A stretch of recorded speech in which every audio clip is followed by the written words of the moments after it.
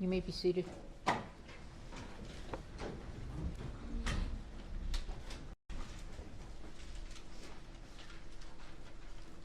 Counsel? Thank you, Your Honor. The state calls Robert Gillette. Do you have your... Is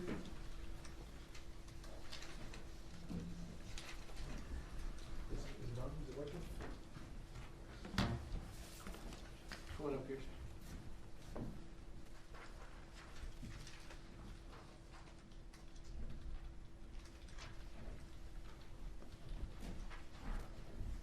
So you'll step up here, face the judge, you're going to raise your hand. Do you swear or affirm under penalty of law that the testimony you'll give in this case will be the truth, the whole truth, and nothing but the truth? I do. All right, thank you. Have a seat, talk into the microphone.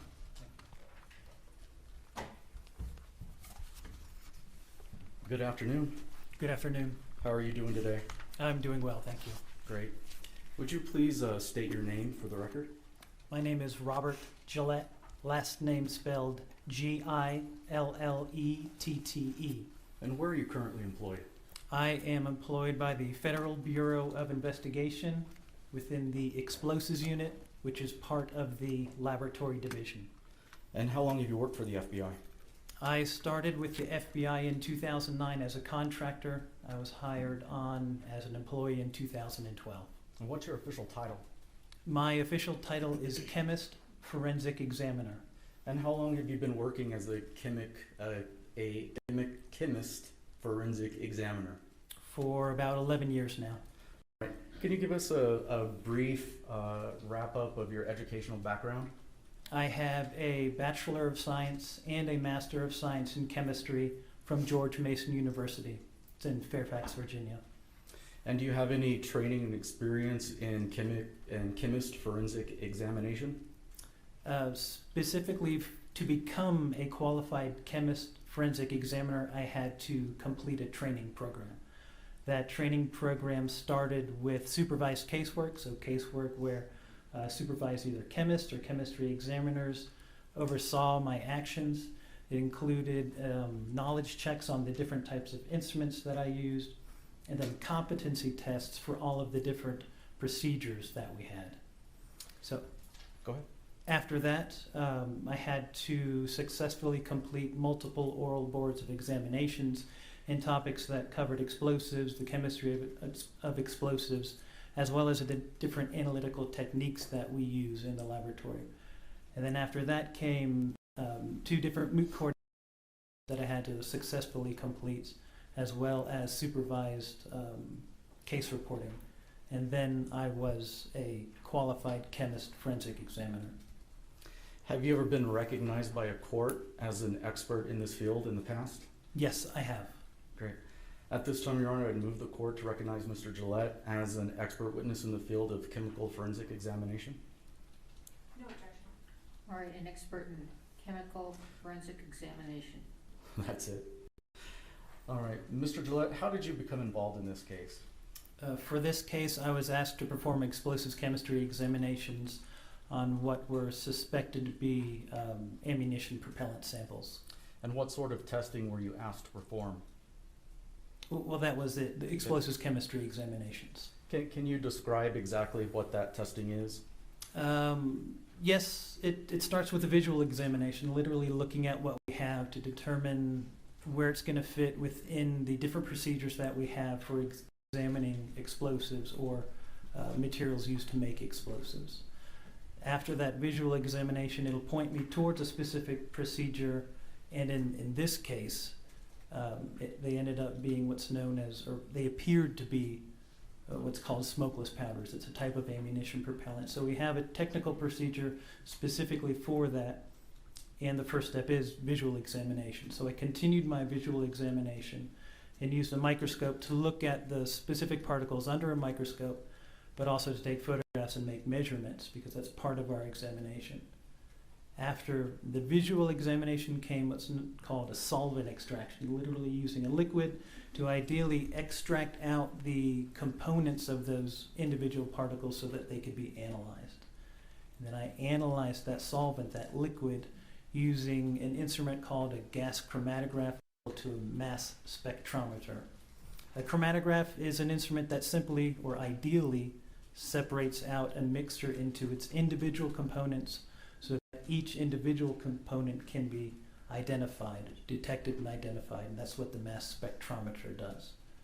And after that, those samples, after they had been extracted by the solvent, they were analyzed using a technique called Fourier transform infrared spectroscopy. And spectroscopy techniques or spectroscopic techniques are just techniques where you have a known amount of energy that interacts with the sample, and those interactions can give information as to the specific, either the elements contained within the sample, or how those elements are bound to one another to give molecular, so structural information. And then the last step is a technique called a thermal susceptibility test. That's literally taking a small amount of material, introducing heat in the form of flame, and then seeing how it reacts. Thank you. Mr. Gillette, did you take any photographs as part of your examination in this case? Yes, I took multiple photographs using one of our microscopes. Great. Your Honor, may I approach the witness? Yes. Mr. Gillette, would you please look at these two photographs and tell me if these are photographs that you took as part of your laboratory testing? Yes, I took both of the photographs. Great. Your Honor, Mr. Bowles and I have stipulated to the admission of States Exhibits 111A and 111B. May I move for entry of those and request a publish? Yes. Thank you. I'll admit them. Go ahead and publish. All right. Mr. Gillette, let's start with this image. I'll zoom out a little bit. Are you able to see that on your monitor? Not at the moment, no. Okay. Let's fix that.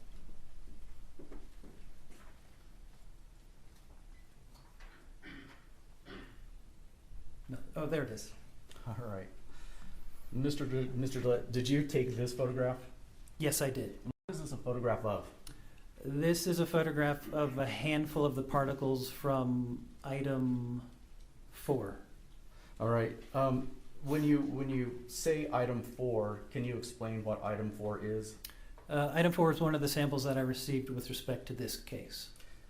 What was the form of item 4? What do you mean by 4? Was it a cartridge of live ammunition? It was a disassembled cartridge. I don't recall specifically every single component within the container that contained item 4, but I was focused on the suspected ammunition propellant. Great. And did you examine some other items that had a smokeless powder that looked just like this? Yes, I did. And what were those items? Those would have been items 4 through 7, and there was a 5th one. I don't recall the item number. Would it help you refresh your recollection if you look at your report? Yes, it would. Please take a look at your report. Okay. Do you now know what the 5th item was? Yes, it was item 13-1. All right. And do you know where these items were sourced from? Specifically, I don't recall the sources for every single item, but it was either from a cart, a bandolier, a holster, and I believe a tray. Okay. And all 5 of these items, they have this identical smokeless powder composition in them. Is that correct? Well, they have this physical appearance. Right. And the shape and size and color. Okay, great. Now I'd like to show you what has been marked as States Exhibit 111B. What can you tell me about this photograph? This is another photograph I took using a microscope. This is item 24-1. All right, and what does this picture show? The appearance and the physical characteristics, what we call the morphology, the shape, size, color of this specific powder. And did you examine more than one item that had this type of powder? Yes, I did. There were 6 that had this morphology. And do you know what the source of those 6 items was? The source? Where they were found? Is, I recall in one of the laboratory examination requests that received, the source wasn't specifically a location for 2 of them. It was a name, and then The others had a street address in Albuquerque. Do you recall what the name was? I believe the name was Seth Kenny. And do you recall the address? The specific address, no, I think it was Monroe Street in Albuquerque. Okay, great. What I'd like to do now, and before I do this, all 6 of the cartridges that you, or the disassembled cartridges, that were either identified as coming from Seth Kinney or from the Monroe Street address, have smokeless powder that looks like this. Is that correct? Yes, that is correct. All right. Now I'd like to put these kind of side to side. And if you can, I know that it's kind of obvious, but could you explain to the jurors kind of what some of the visual differences between these 2 different types of smokeless powders are? They both have generically the same shape. We would call that disc-shaped. However, the ones on the left are slightly smaller and they're darker in color. The ones on the right are slightly larger and have a single perforation. Great.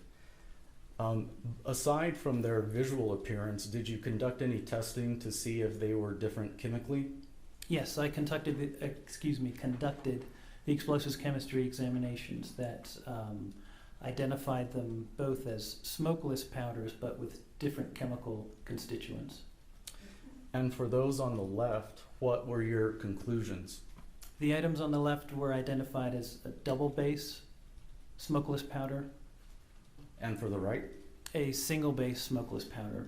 They were both disc shaped, but the ones on the right were obviously they had the single perforation. All right. And what sort of conclusions are you able to draw from both the visual analysis and your chemical analysis between these 2 different types of smokeless powders? Between the 2, they are both physically and chemically different from one another. All right. Is it fair to say that these probably came from 2 different manufacturers? Oh, I couldn't say that because one manufacturer might make a whole bunch of different types of smokeless powder. Sure, understandable. All right, I'll pass the witness. Cross-exam.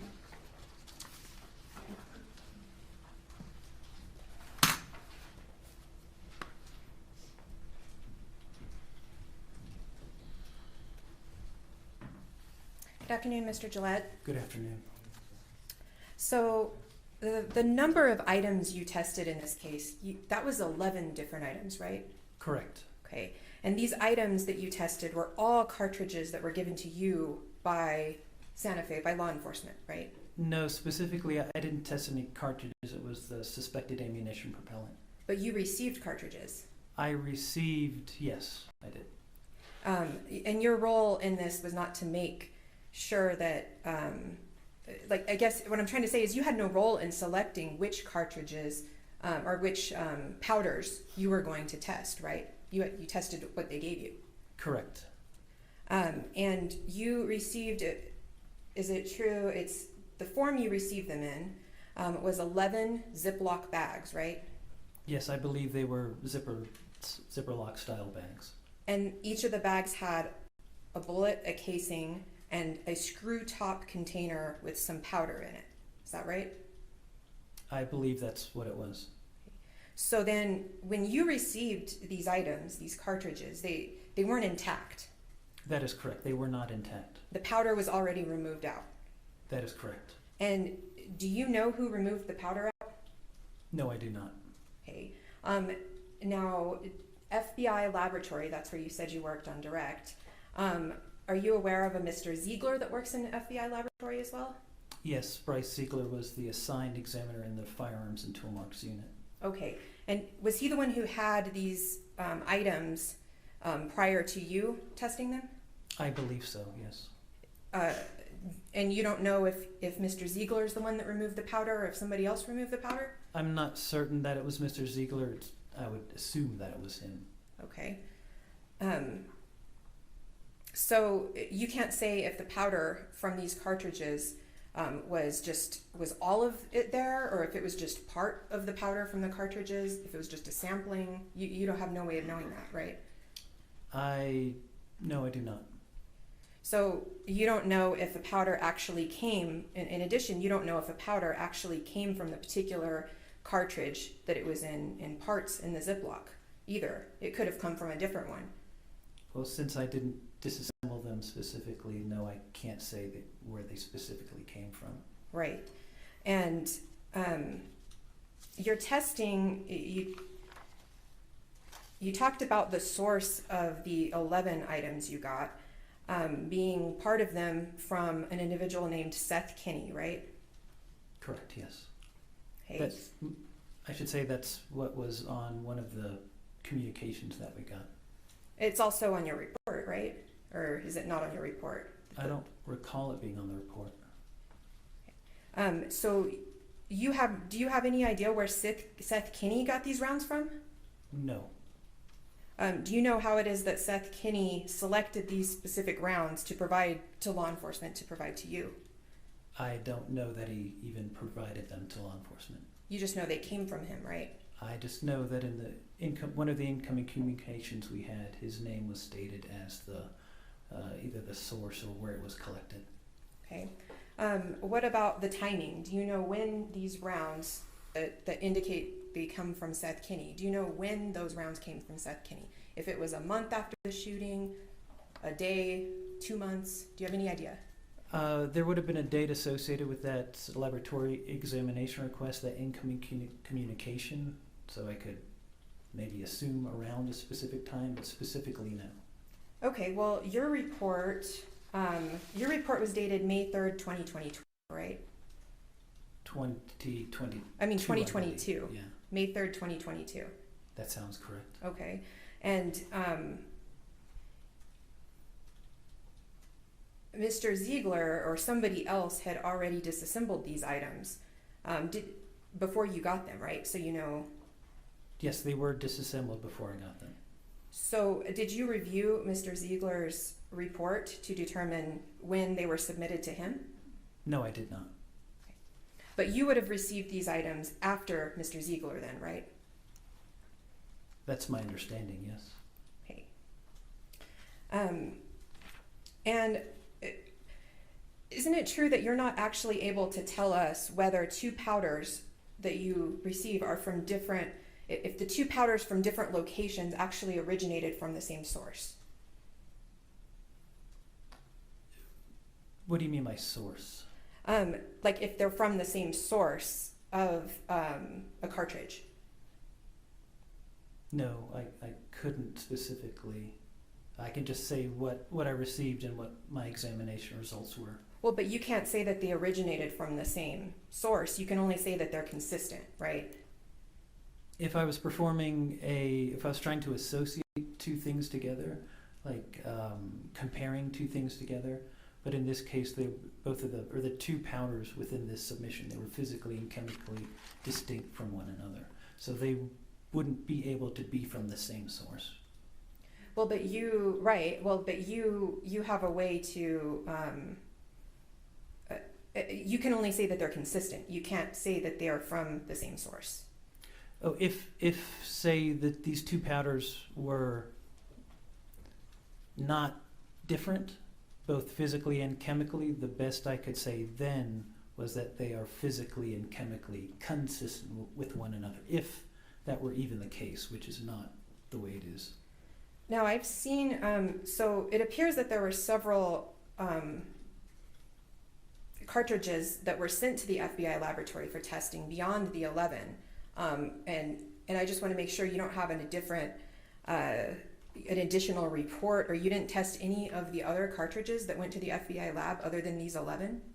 That's correct. I was only given 11 samples to examine. And so it seems like the purpose of your work is to determine whether there's smokeless powder present, right? Well, I would say the purpose is to determine whether or not the suspected ammunition propellant is ammunition propellant. And that would be one type of ammunition propellant is smokeless powder that you're looking for, right? Correct. Okay. And in order to do that, you used this whole scientific process you just talked about on direct to determine whether these were live rounds, right? You actually had to look at the chemical composition of the powder in order to tell the difference, right? No, I never made a determination as to whether or not something was a live round.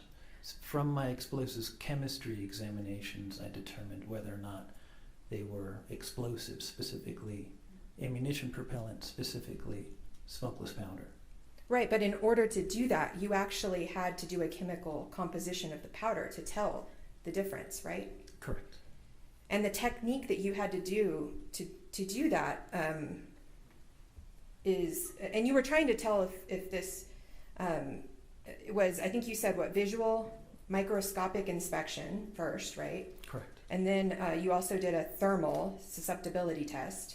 Correct. And then infrared, like Spectroscopy. yeah, but the spectroscopic techniques. Correct. Is that what? Okay. And then there was one more. It was the gas chromatography. Is that right? Correct. All right. So that sounds very scientific here. These tests are all done in a laboratory, right? Correct. And that is the way that you determine if this powder is in fact an ammunition propellant. Is this all scientific, in the lab kind of stuff? Correct. By following the specific technical procedure that we have. And your procedure also produced over 100 pages of notes, didn't it? Not specifically notes, I would say case notes. They were probably shorter than that, maybe a dozen or so, but all of the instrument data, definitely over 100 pages. All right. I'm going to switch gears a little bit to, you were asked some questions about the manufacturer. And isn't it true that it's actually possible to determine the brand of a powder? If there's enough identifying physical and chemical characteristics, it potentially could be possible, yes. Okay. And that's something that you are able to perform, but you weren't asked to do that in this case? No, we weren't asked to do that. In fact, does the FBI have a standard operating procedure for smokeless powder analysis that discusses brand determination? Not specifically brand determination, but trying to find a specific type of smokeless powder, yes.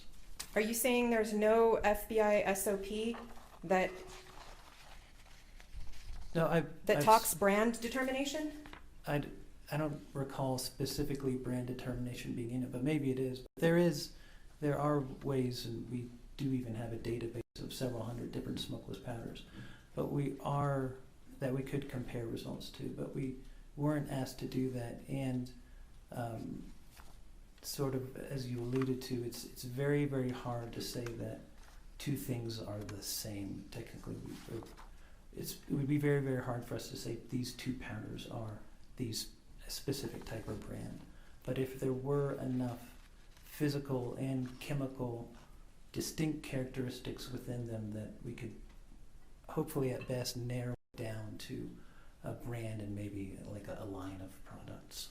Right, and in fact what you just said with the FBI's laboratory having a database with smokeless powders that can assist in brand name determination, that's in the SOP, isn't it?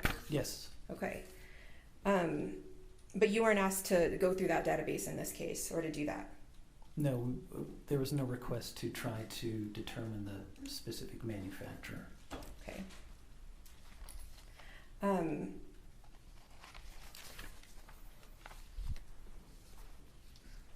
So let's talk about, I think you also took some measurements, right, of the diameter of the particles? Correct.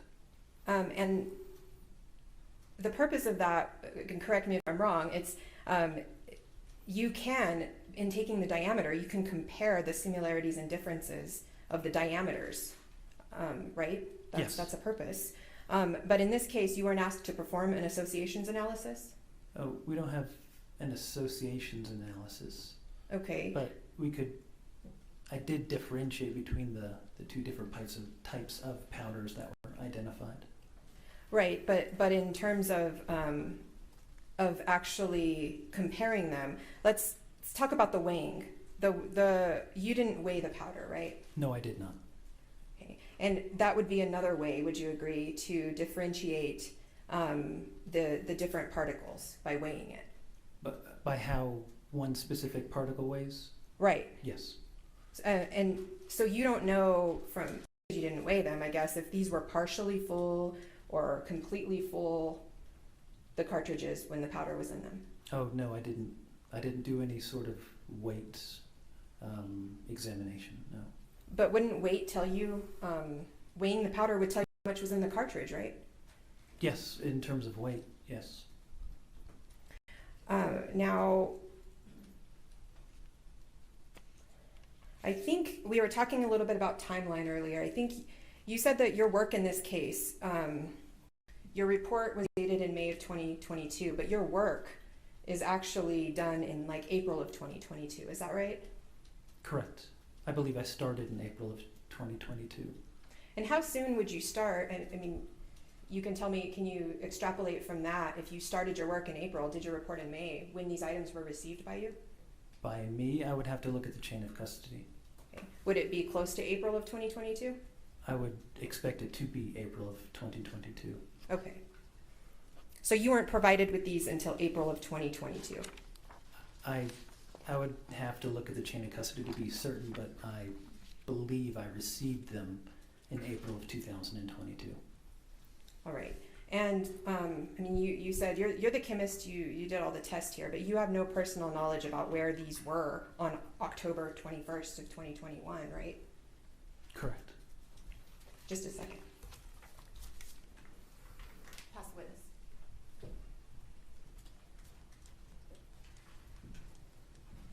Director.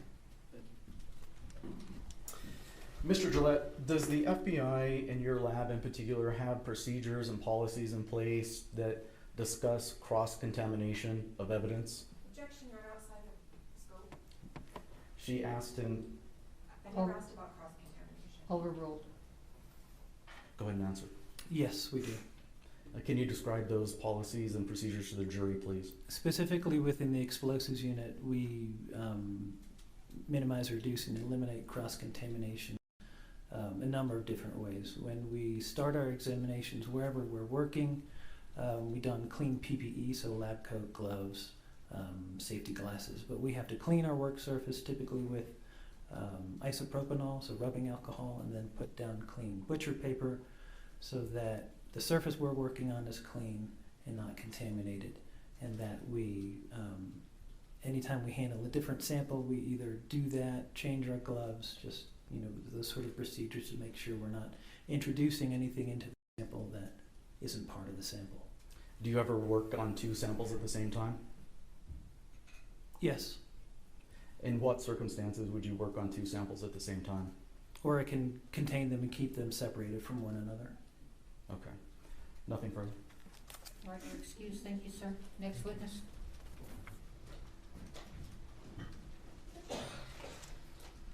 Your Honor, the state calls Geraldine Conway.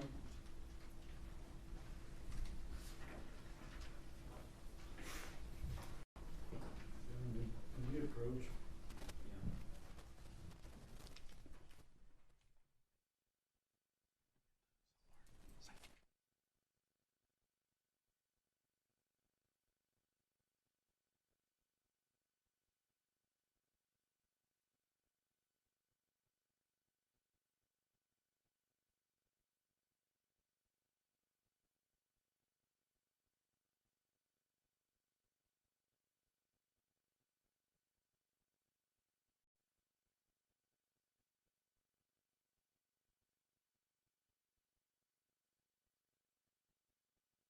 Law that the testimony you'll give in this case will be the truth, the whole truth, and nothing but the truth? I do. All right, thank you. Have a seat talking to the microphone.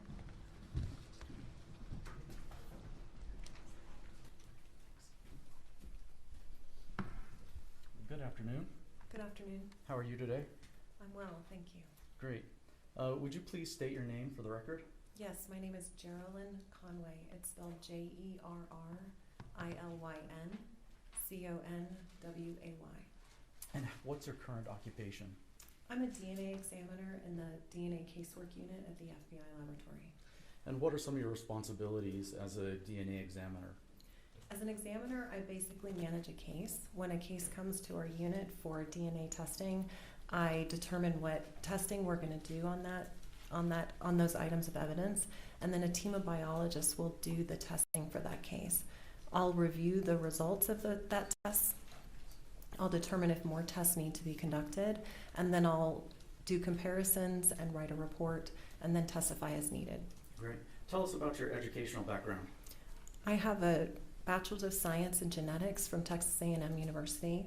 and a Master's of Science in Molecular Biology from New Mexico State University.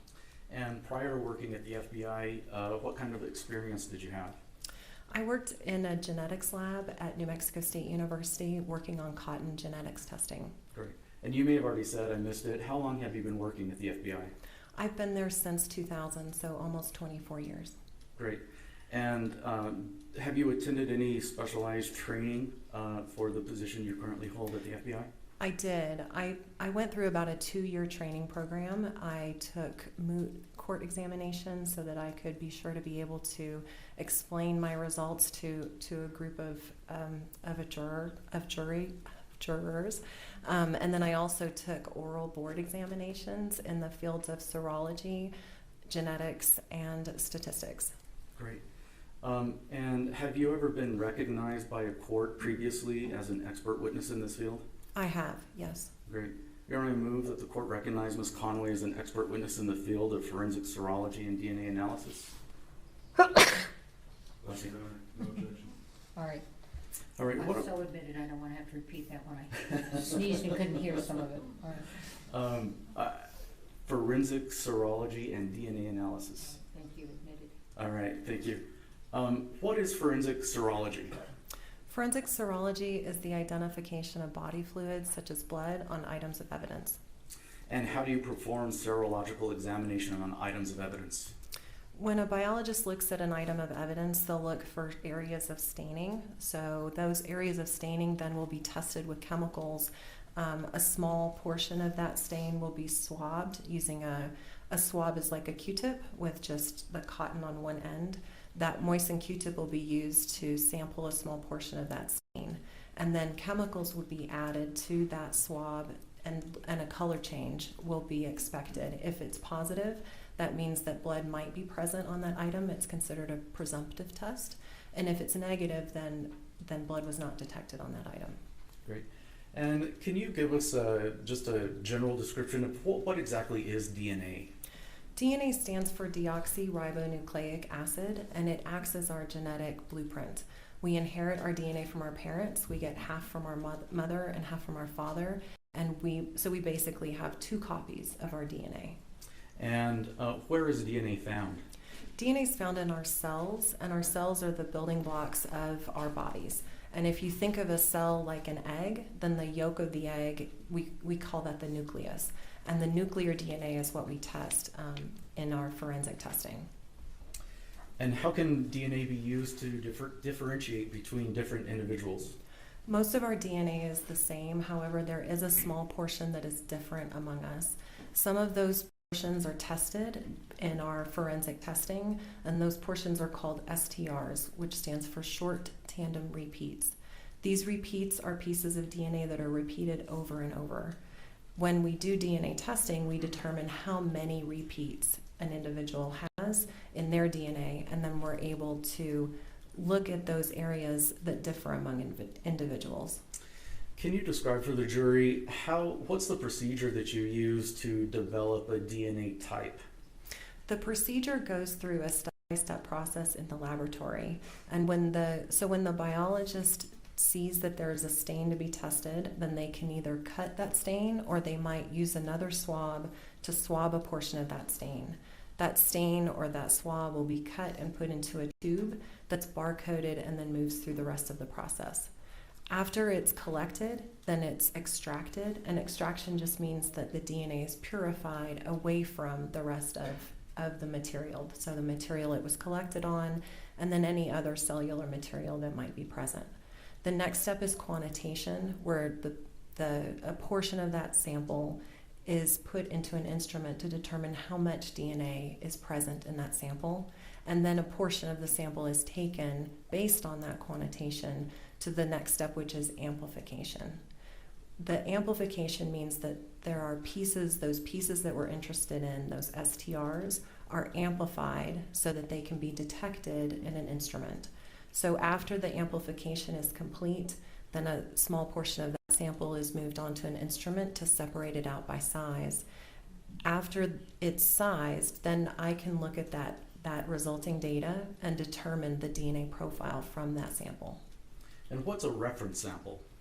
A reference sample is a sample from an individual, and we know whose DNA that is. So it goes through all of the same processes to get a DNA profile at the end. But in this case, I know whose DNA is present in that sample, and I can use it for a comparison. Great. And what does a DNA profile look like? A DNA profile basically looks like peaks on a graph. So that instrument that separates it out by size, when those pieces move through that instrument, then they are recorded by the instrument. And then I can look at that data. Basically, we look at 21 different locations to determine a person's DNA profile. Those 21 different locations have results at those locations which end up just being numbers. And remember, we get half of our DNA from mom and half from dad, which means that at any given location, a person might have one result, which means they got the same number of repeats from mom and dad, or they have two results, so they get two different numbers of repeats from mom and dad. And what is a mixed profile? So a mixed DNA profile means that more than one person's DNA is detected on the sample that has been analyzed. And I can tell that it's a mixture when I see more than two results at any of those locations that I test. So after you develop a profile, what's your next step in terms of how do you do your comparison? So my next step is to look at the DNA types from the reference sample, from someone whose DNA I know it came from, and compare that to the sample that I got from the evidence. When I do that comparison, I might have enough information that I can exclude that person outright. If I can, then I will do that. If not, then I'll use a statistical program to assess how common or rare the DNA types are in the sample, and also could this person be a contributor to that DNA profile. So aside from that, what other conclusions can you draw from a comparison? So once I've used my statistical analysis, I have a result that's called a likelihood ratio. This likelihood ratio is basically a comparison of two different explanations for the DNA evidence. One explanation is that the person who I'm comparing to is a contributor to that profile. And the other explanation is that person is not a contributor, and rather an unknown, unrelated person is a contributor to that evidence. How do you calculate the significance of a match? That likelihood ratio gives me a number, and that number, the higher it is, the more support I have for one of those explanations over the other. So remember, if the likelihood ratio is high, then the explanation that that person is a contributor is more supported than the explanation that that person is not a contributor. And do you do any sort of ongoing testing to make sure that your results are reliable? I know that my results are reliable because our laboratory goes through there's a number of quality assurance procedures that are in place at the laboratory. We use controls to ensure that the results, we use a positive control to show that our tests are working and we get an expected result from a positive control. And then we also use negative controls to ensure that we have no contamination in our reagents or chemicals that we use. We also, our biologists are highly trained. They're qualified to do the work, and they also wear personal protective equipment. They wear lab coats, they wear gloves, they wear masks and goggles to ensure that they don't contaminate the evidence they're working on either. Thank you. Ms. Conway, how did you become involved in this case? So this case was submitted to the DNA casework unit, and then I determined that the samples in this case needed to go through testing, and that testing was then conducted by the biologist. Following that testing, I then reviewed those results and wrote the report. And exactly what sort of testing were you asked to perform? We did both serology and DNA testing in this case. All right. And what was the item that you tested? We tested a revolver. All right. I'm going to show you what's been previously marked as State's Exhibit 9. Is your monitor on over there? It is. All right. Does this appear to be a photograph of the revolver that you performed your testing on? It does. Okay, great. Was your lab able to detect and obtain a usable DNA reference sample from this revolver? We obtained a profile from a sample that was taken from the revolver, yes. Okay. And did you have comparators to check the reference sample against? We compared this to 4 reference samples that were submitted in this case. And do you know who those 4 are? Yes, I do. We got a reference sample from Alexander Baldwin, a reference sample from Hannah Gutierrez, a reference sample from David Halls, and a reference sample from Sarah Zachary. And what were the results of your comparisons? Were you able to include or exclude any of these reference individuals?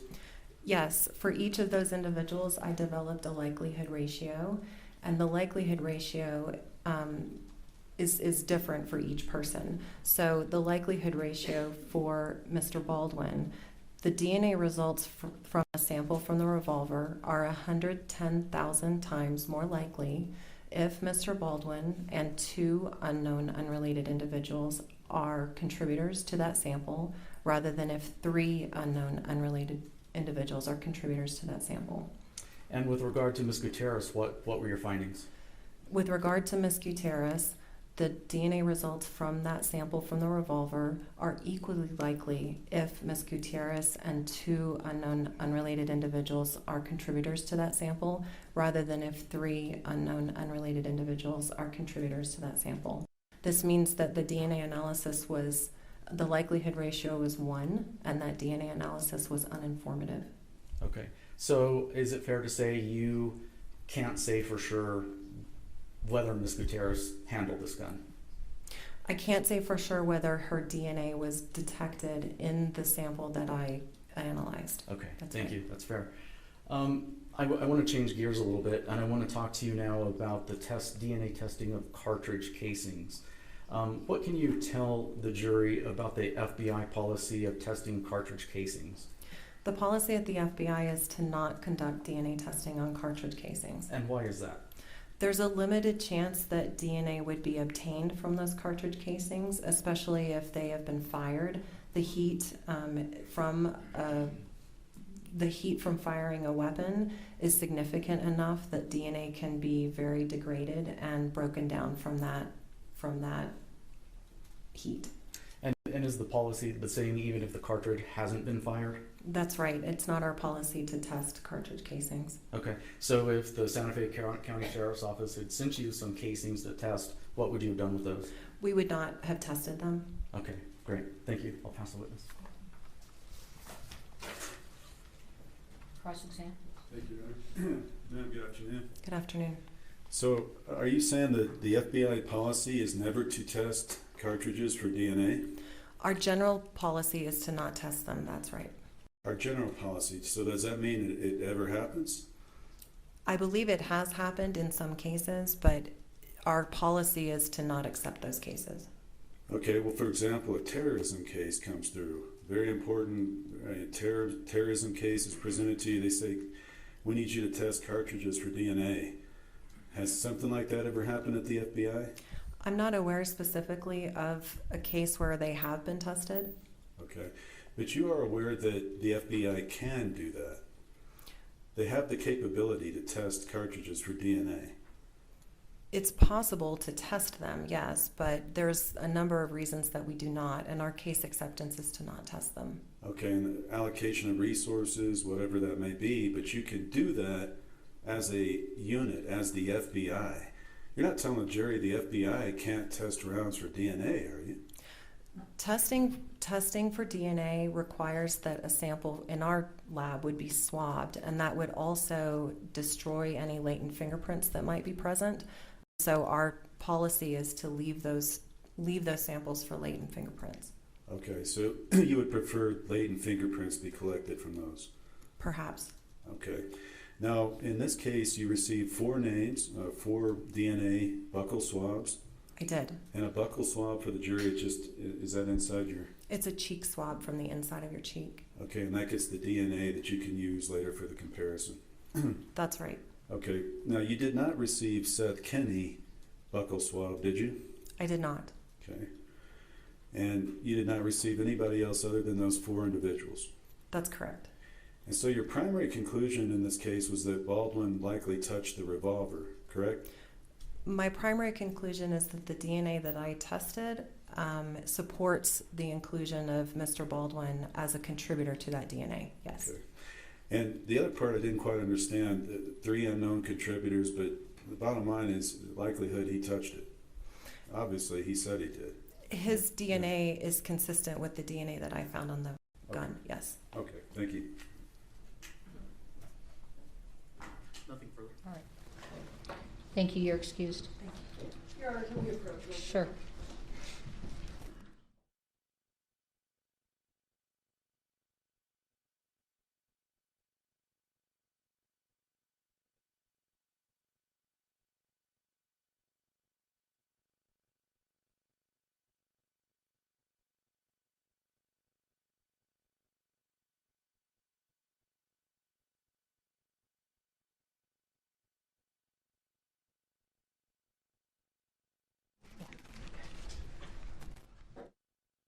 We're going to take a 5-minute break on conferring. I think it's easier if you just stay here instead of transported back and forth, but certainly stand, stretch, drink some water.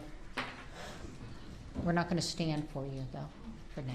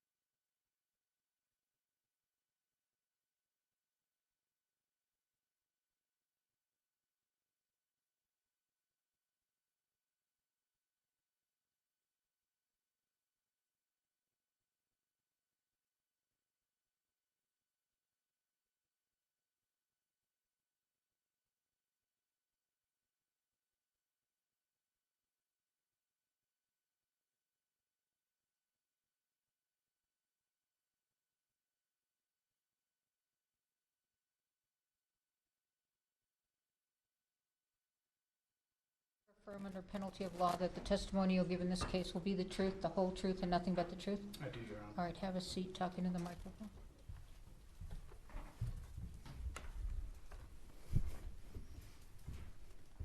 Go ahead and state your name for the record, please.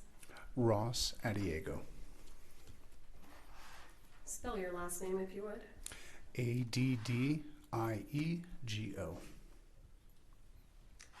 Mr. Aldiego, how are you currently employed? As a dolly grip. Can you explain to the ladies and gentlemen of the jury what a dolly grip does? I help the camera department in any way possible with camera support. So any camera movement, whether on a dolly, camera cranes, rigging a camera to vehicles, I assist them in any way that I can as a representative from the grip department. You do this on movie sets? Movie sets, television sets, music videos, commercials, yes. Give us a little bit of an idea of your background and experience in the film industry. How long have you been working as a dolly grip or generally kind of as camera supportive crew? I've been in the industry almost 30 years at this point. And when we talk about film credits, tell the ladies and gentlemen of the jury what we mean when we say film credits. On a TV show, we wouldn't often be listed at the end of the show. On a movie, you would see credits roll at the end of a movie. But online, there's a database, internet movie database that kind of tracks not only the productions, the shows, the actors, and also the crew, which I would fall under.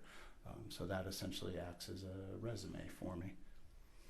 And on that online database, approximately how many film credits do you have? Over 100. And would you say that over 100 is approximately the number of film credits that you really have? I would say that represents half of my time on set. Certain things don't get, a lot of commercials don't get listed, music videos don't get listed. Most of my TV and film work, I think, is on there. Okay. So your total amount of credits might be closer to 200? That's probably a safe assessment, yes. Okay. And back in October of 2021, how were you employed? I was employed as the A-camera dolly grip on a little movie called Rust. So when you say a camera, is there more than one camera? Yes, that movie had two cameras, an A camera and a B camera. And is that common? It is very much common, yes. Have you ever worked on films that had more than two cameras? Yes. And have you worked on films that had only one camera? Yes. So as the A camera dolly grip, can you just kind of walk us through what you're doing on set? In the simplest terms, helping the director of photography capture the director and writer's vision for the project. And specifically, how are you doing that? Physically, what are you doing? Again, assisting with the camera movement. On this movie, we had a good number of crane shots, so high and wide, to see the western town or the beautiful environment we were in. A lot of dolly moves, so there was constantly movement throughout the story, whether moving into a set or coming out of a set to reveal other characters. So what's the dolly and what is the dolly used for? The dolly is a piece of camera support equipment used in lieu of a tripod or another stable or static camera support apparatus. So the dolly typically has 8 wheels, different size dollies depending on the project, and it also has a hydraulic boom system, so I can with my controls boom the camera up and down, whether during the shot or to set up a shot and get the camera where both the director of photography and the camera operator and the director think it best tells the story we're trying to tell in that moment. And who was the director of photography for this film? Halyna Hutchins. And who was the director for this film? Joel Souza. And do you recall, was the camera operator for camera A always the same person? Until the fateful day, it was the same person. And who was that person? His name was Andy. His last name escapes me at this moment. Okay. In this film, was camera A always on a dolly? No. So other than the camera filming from the dolly, how else can cameras film? We did a good bit of handheld. So my cameraman would have the camera on his shoulder, by his hip, and I would assist him with that weight and keeping him safe as he's moving around. And let me stop you right there. Yes. Approximately how much does that camera weigh? On that project, it was, depending on the lens, 40-ish pounds. Okay, go ahead, sir. And then we also had Andy on a man-rideable crane, which means that I could put him on a camera crane that was 20 some odd feet long or longer and kind of put him up in the air to get wide vistas of our sets and locations. So how long had filming been going on the set of Rust prior to October 21st? We were a couple of weeks into it. And when you say a couple of weeks, are we talking, how many days are in the work week? My recollection is we were doing 5-day weeks, but at some point our weeks shifted. I think we were doing a Tuesday through Saturday schedule, so we were 10 to 12 days in, I believe, at that point. Okay, 10 to 12 days of actual filming. Correct. Okay, because you had weekends. We did. We typically had whatever our union protocol was, 2 days off, 48 hours or some such. Now, with regard to all of your film credits, can you tell the jury approximately how many projects you've worked on where there was an armorer on the crew? Can't give you an exact number, but dozen or more at this point in my career. And why would a production company hire an armorer? Because they plan to use potentially deadly weapons and ammunition. And what is your understanding of what the responsibilities of a set armorer are? Your Honor, I'm going to object. May we approach on this? Sure.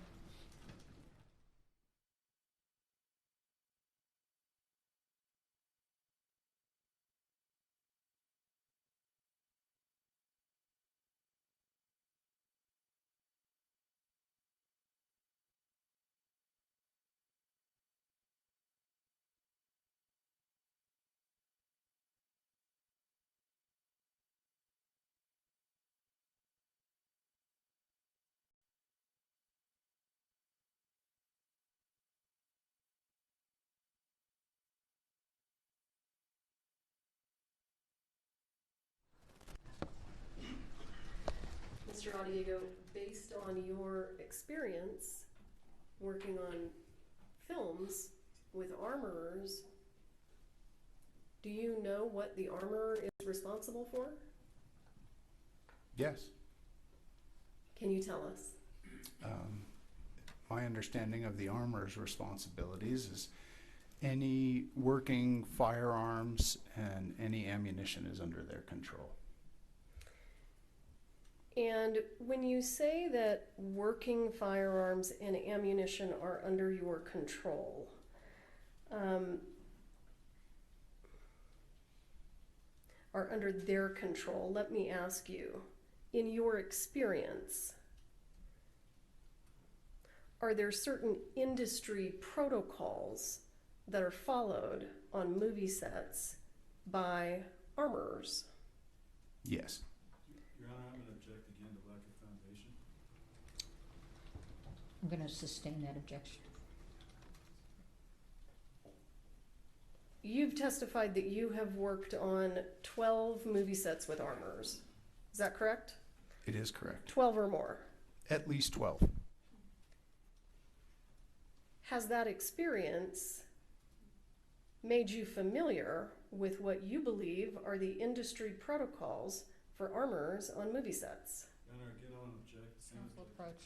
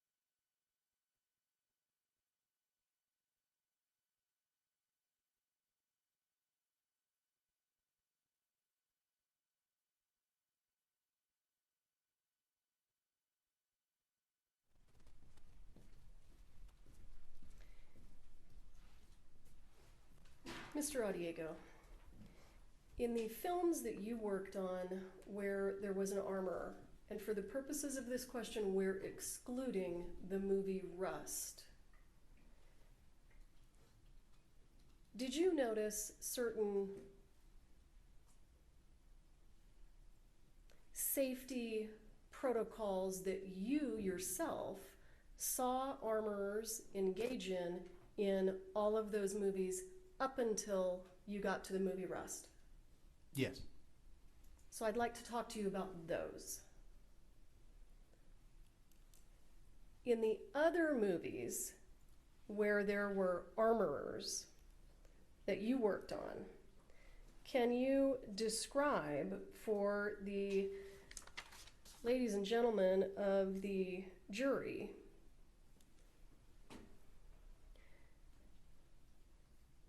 how, under what circumstances in your experience can you describe the safety protocols that the armorers on those other movies engaged in when they would bring a firearm onto set for use in filming a scene? Your Honor, I'm also going to object to relevance. What happened on other movies has no relevance to what happened on Rust. Response. Can we approach? Sure.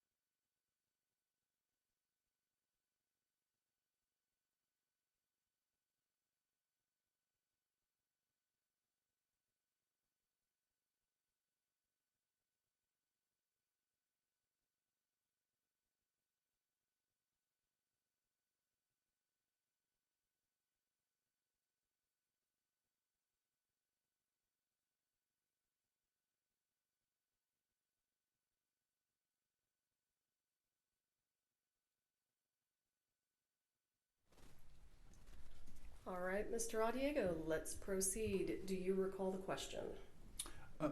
If you give it to me again, please. Walk us through your experience with safety protocols by film set armorers when the armorer brings a weapon onto set to be used in the filming of a scene prior to your experience on the set of Rust. My experience has been that typically the armorers would have some sort of safety meeting or lecture before any of firearms are going to be used in the filming of a scene. And I'm going to stop you right there. In terms of the safety meeting, who is the person on set, in your experience, who usually calls for the safety meeting? The first assistant director. And that would not be Ms. Gutierrez. No, it would not. Who was the first assistant director in this case? The first assistant director on Rust is Dave Halls. Okay. So you mentioned one of the first things that happens is there's a safety meeting. Typically, we would discuss, I guess I should back up. Typically, when we receive our call sheets, an email call sheet the night prior to filming. Okay, hang on just a second, because I don't know that we have very many people here that are in the film industry. What's a call sheet? So I would receive an email, typically receive an email every night before filming, and that email would include a call sheet that would list who will be on set, both cast and crew. It'll tell us what scenes we're doing, it'll tell us locations, kind of general information for the day, weather, what time the sun goes up and down, whatever production feels is pertinent information. And then a lot of times what they'll attach to that email are the sides, the actual parts of the script we're shooting for the day, and then safety bulletins, whatever union safety bulletins would be appropriate for that day, whether firearms or animals, inclement weather.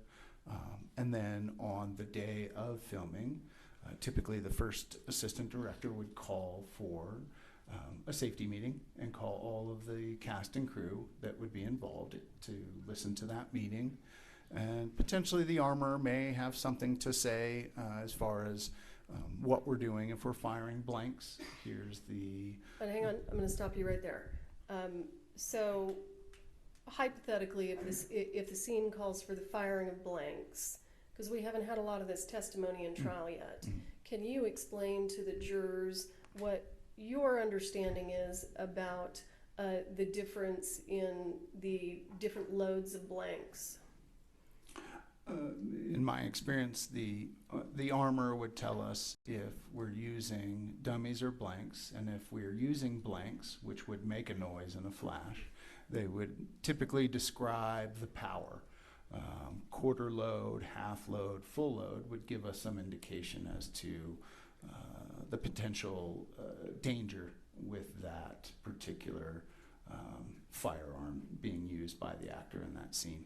And let me stop you right there. You talked about the particular danger. Can blanks be dangerous on a movie set? My understanding is they can, yes. And are there is there certain safety gear that some crew members may use if there is going to be the firing of blanks in their immediate proximity? Yes. And can you explain to the jurors what that would be in your experience? Certainly. The very basic personal protective equipment we would use would at the very least be safety glasses and some form of hearing protection, pardon me. But sometimes it may be covering the camera operators that may be in jeopardy with special coats to deflect anything coming out of those firearms. We may protect the camera and the lens with special acrylics like Lexan, bulletproof glass essentially. So yes, we would take certain precautions. Is that the reason that it's important for you to know what size blank is going to be used? Yes. And with regard to dummies, go ahead and continue to kind of walk us through how this would work. So typically, depending on the firearms being used, in this case it was a Western, so a lot of the firearms were older Western style 6 guns where you would see if the gun was potentially loaded or not. And sometimes that may simply mean loaded with a dummy round. So if the camera saw the front of the firearm, the audience would think that it was absolutely a loaded firearm, but the dummy rounds typically for us as the crew are different than the blanks in that they may appear as though they're a real bullet, but they would typically have a hole drilled in them, or the primer at the end that would ignite that bullet would be removed or already be pushed in.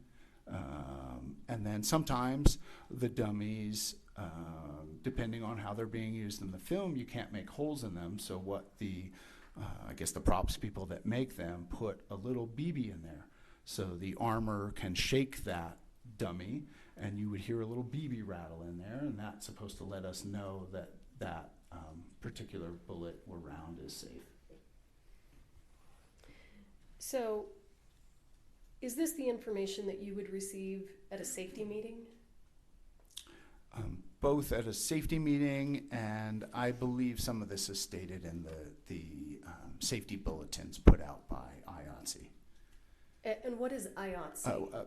IOTC is the union most filmmakers belong to. It's International Alliance of Theatrical Stage Employees. And do actors also belong to IOTC? Typically, no. Do they have their own union? I believe they refer to it as a guild, but they would be the Screen Actors Guild is what the actors typically belong to, yes. Is IOTC the union for crew members as opposed to cast? It is, yes. Okay. Now, the call sheet and the email and the safety bulletin that you've referred to, in your experience, who provides that to the cast and crew? Is it the armor? No, that's generated by production. Someone in production would generate that and get it out to us in whether it's an email or given to us on set. So Ms. Gutierrez wouldn't have been responsible for that? Not with what I know. And you indicated that in terms of safety meetings, the safety meetings are called by the assistant director and not the armorer. Is that correct? That is correct. With regard to safety bulletins, was there a difference between the way that safety bulletins were handled on the set of Rust and the way that safety bulletins were handled on the other films you participated in that had firearms and armorers? Yes. Tell us the difference. So in those emails that I referred to earlier, it typically would say, please, it would ask us to please refer to the appropriate safety bulletins, and then they would list the number of that bulletin. And then in that email, I'd be able to click on a link if I so chose to review that bulletin. I don't recall any of those bulletins actually being attached to our emails during Rust. You don't recall ever getting a single one? I don't recall ever receiving a safety bulletin from Rust Productions, no. Let's jump to safety meetings. On the other sets that you worked on that had guns and armorers, how frequently would a safety meeting occur? At least once a day, if not more frequently. And on the set of Rust, how frequently did safety meetings occur? I don't know that I was invited to more than one during our couple of weeks on Rust. So for the entire 2 weeks, you are only aware of one safety meeting. That's my recollection, yes.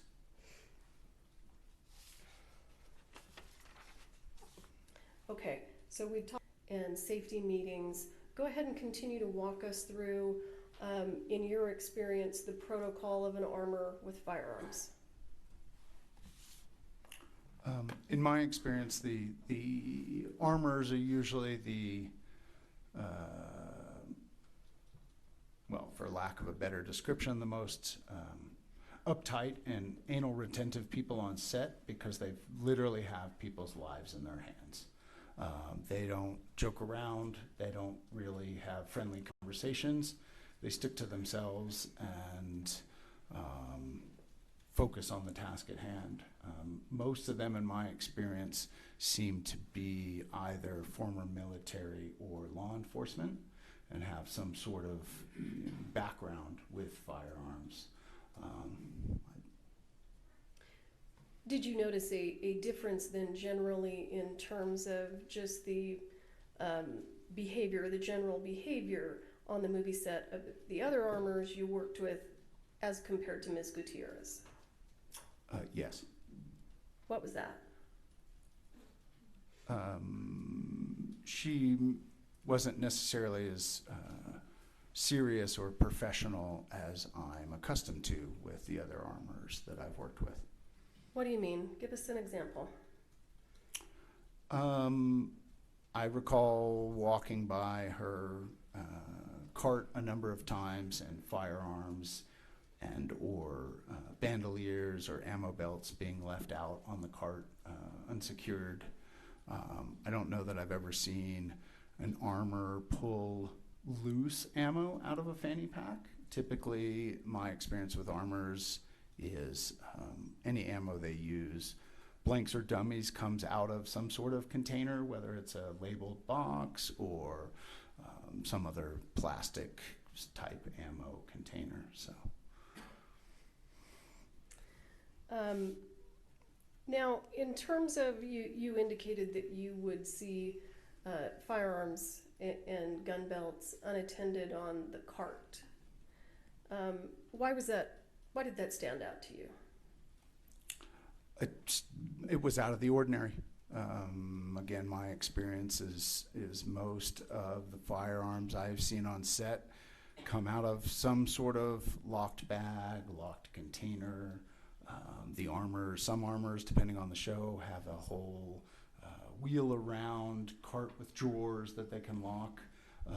A drawer that potentially has the individual's actor's or character's name on that drawer. So that character's props would live in that drawer under lock and key.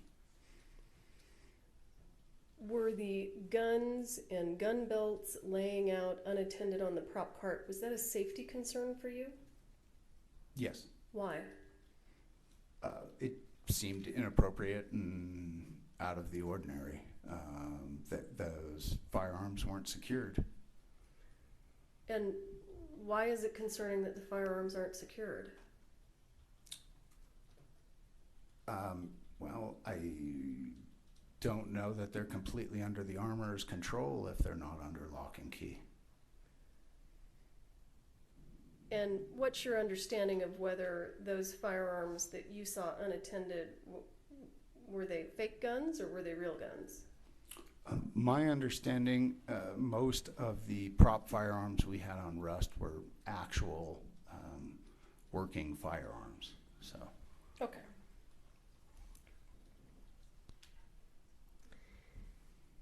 Now, based on your experience, just generally,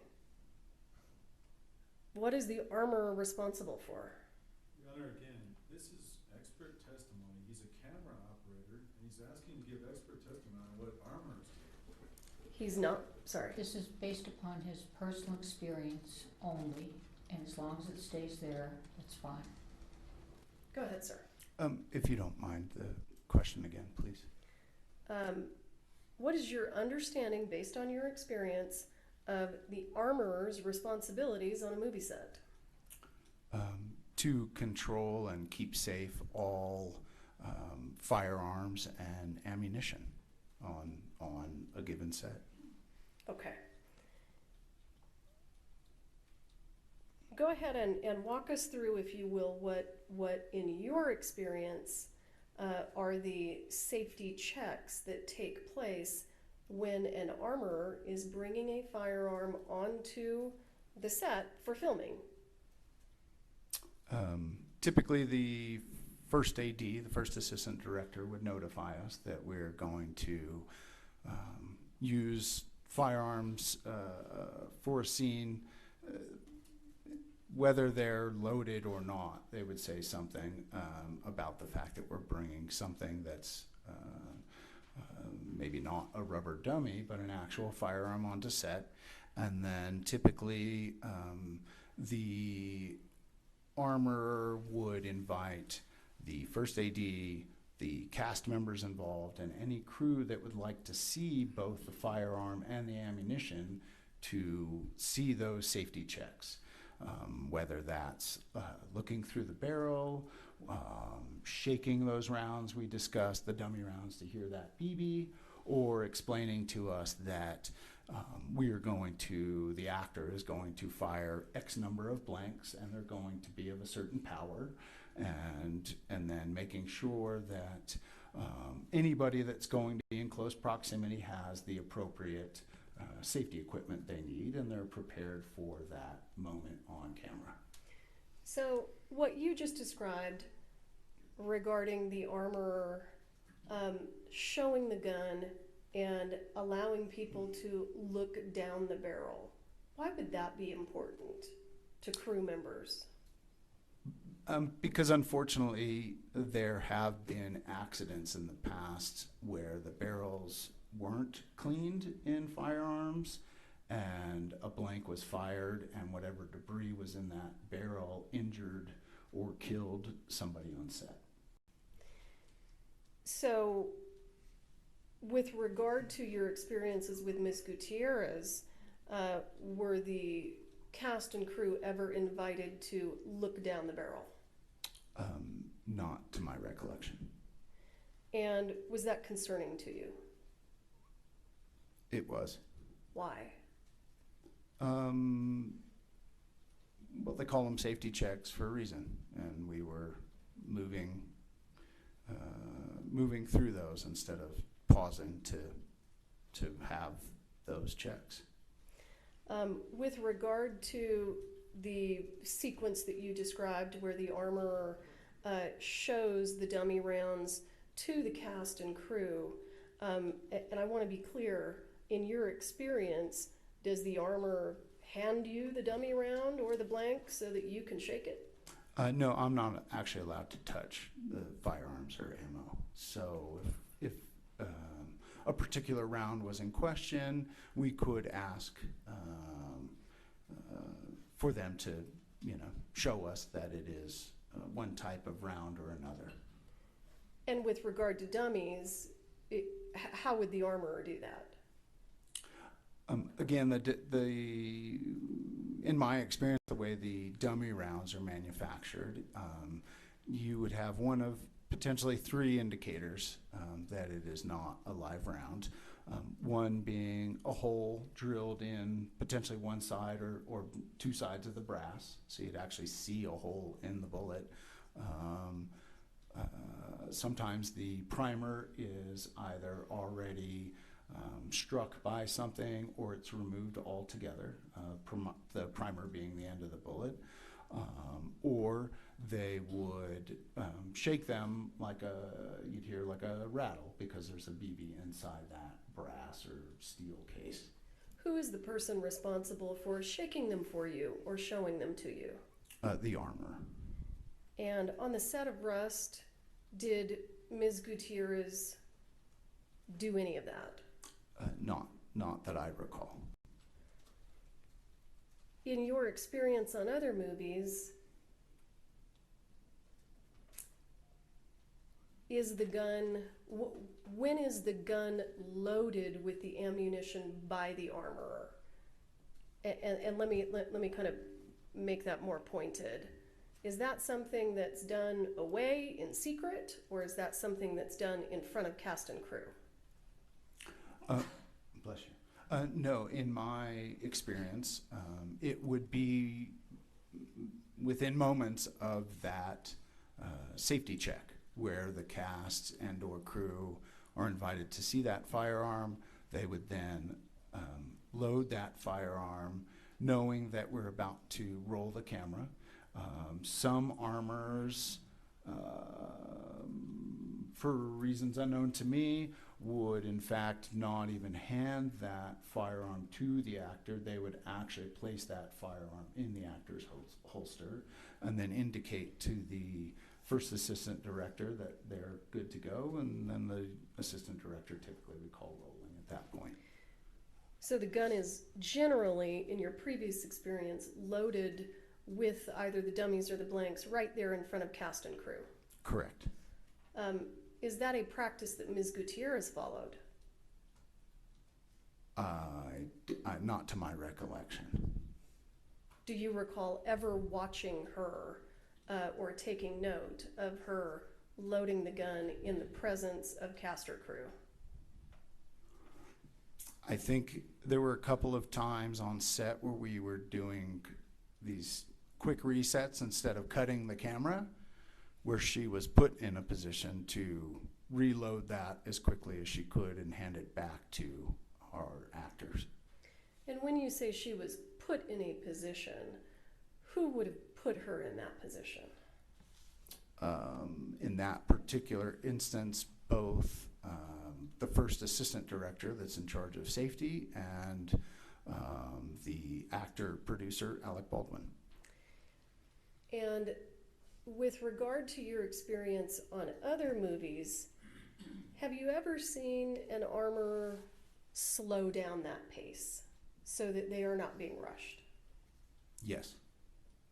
Did Ms. Gutierrez ever take any steps to slow those things down if she was being rushed? Not that I ever saw.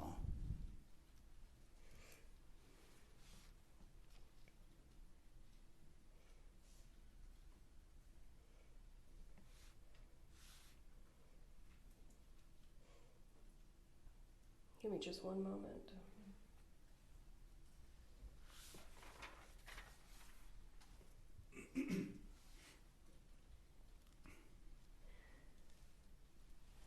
Were you present for the filming of every scene that was filmed on the set of Rust during those 2 weeks?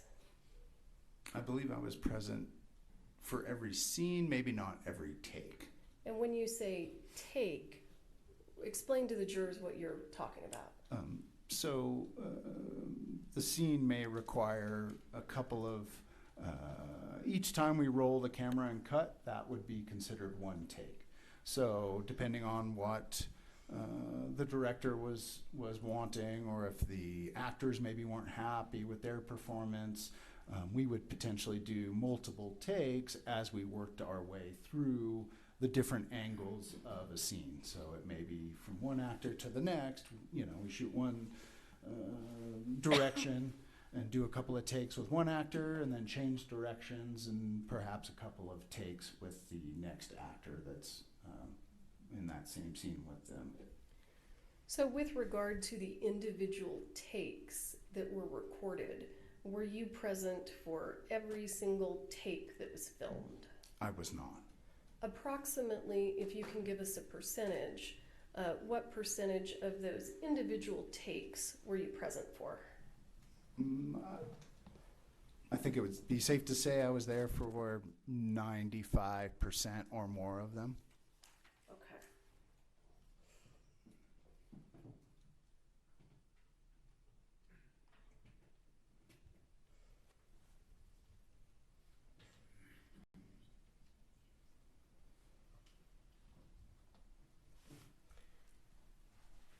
In terms of the way that you've experienced this on other movie sets, how does the armorer behave with regard to if the armorer provides a gun to to an actor, in your experience on other movie sets, does the armor just walk away? In my experience, the armor's never out of eyesight of whatever weapons or ammo they're in charge of. Was that the case on the set of Rust? It was not. Describe to us what you saw on the set of Rust with regard to that particular issue, that being the armor always staying within eyesight of the gun.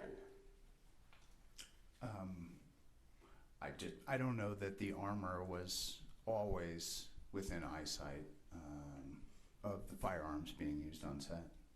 Okay. And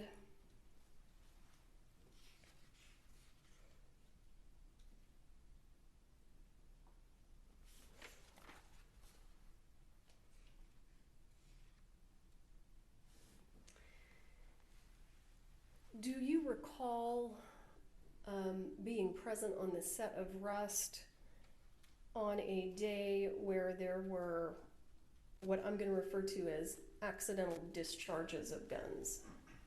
Yes.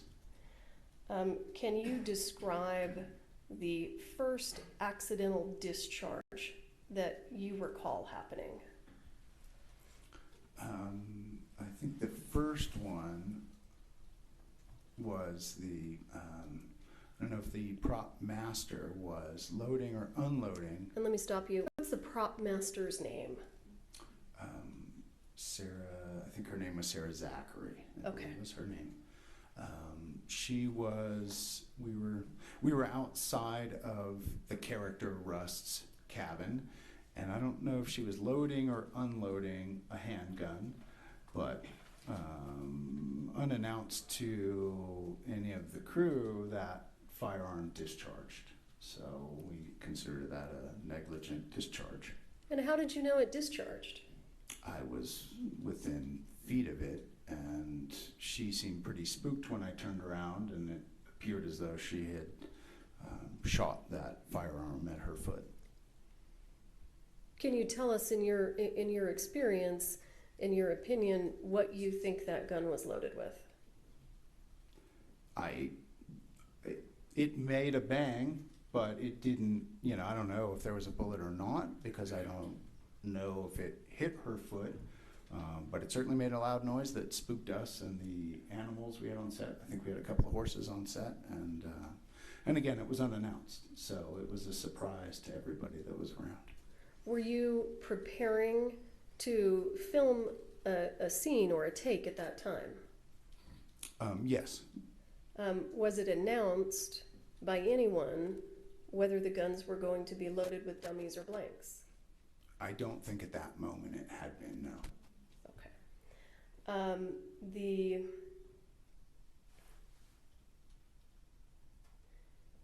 So when that accidental discharge happened, I mean, what did it sound like? A gun going off? Okay. And you indicated that this accidental discharge occurred because that gun was being loaded or unloaded by the prop master, Sarah Zachary. Is that right? That's correct. In your previous experiences on other movie sets with armorers, did you ever see the prop master loading and unloading the guns? I've never seen that, no. And can you describe what the other accidental discharge was that happened?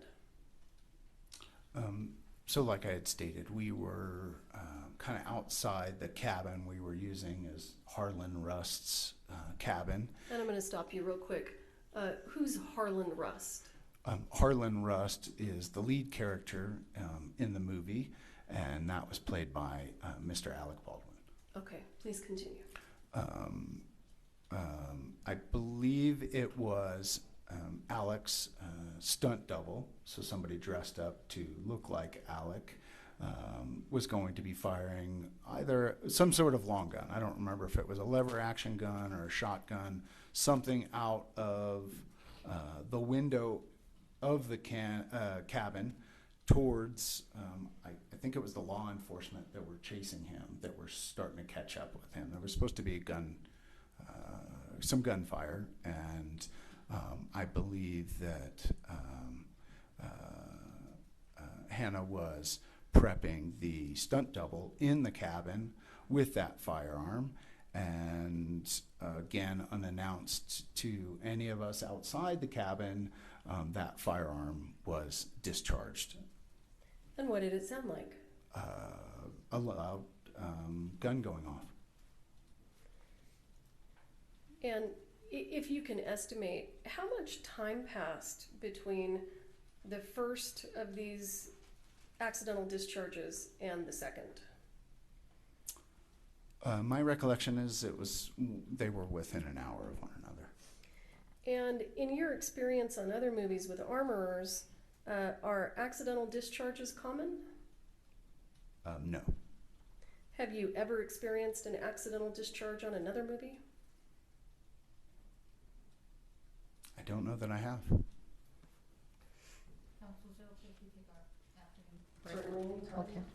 All right, we're going to take our afternoon break. Please don't talk among yourselves or anyone else about the evidence received here in court.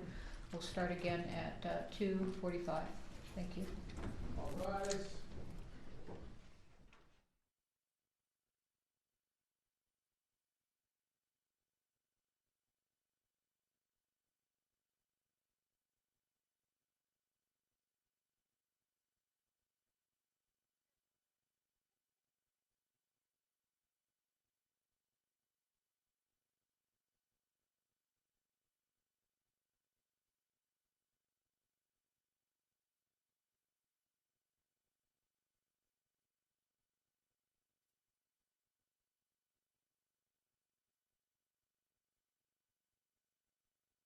Start at 2:45 on time.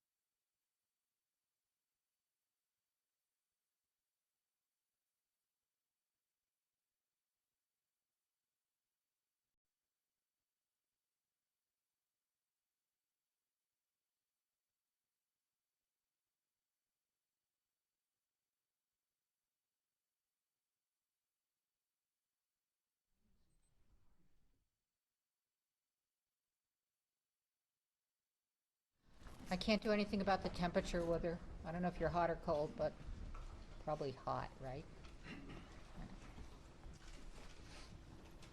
Cold.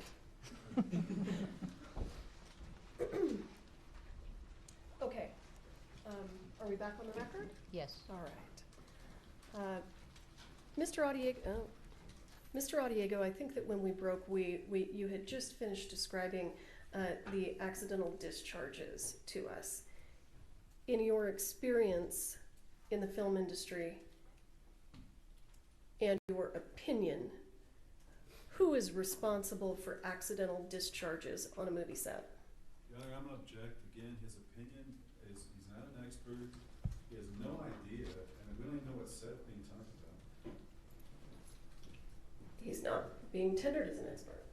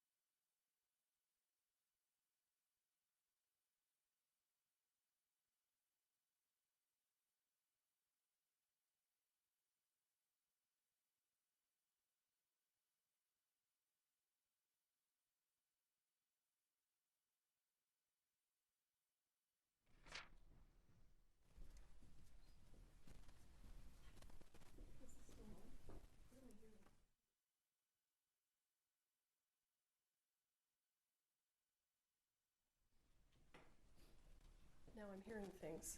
I apologize. Mr. Audiego, do you recall the question that was asked you've been permitted to answer? If you don't mind asking again, please. In your experience and in your opinion, working in the film industry, what member of the crew is responsible for an accidental discharge? I would say first and foremost the armor. All right. Did the accidental discharges that you described cause you concern? Yes, Did you articulate that concern to anyone on set? I did. Who? Both the first AD and his second in command on set, the second AD, And when you say the first AD, who are you referring to? Dave Halls. And what did you say to Mr. Halls? I don't recall my exact words to Mr. Hall, but I expressed my frustration and anger with the fact that safety seemed to be secondary to the production clock. And without saying what Mr. Halls said, was Mr. Halls responsive to your concerns? Mr. Halls ignored me and walked away. And what did you do then?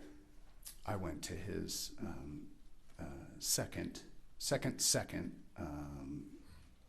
Ann, I don't recall Ann's last name, and expressed my anger and frustration and asked that this be put on the production report. So, What's a production report? the production report is essentially the diary of everything that happens throughout production on the film set. Do you know whether or not this was ever included in the production report? I do not. Thank you.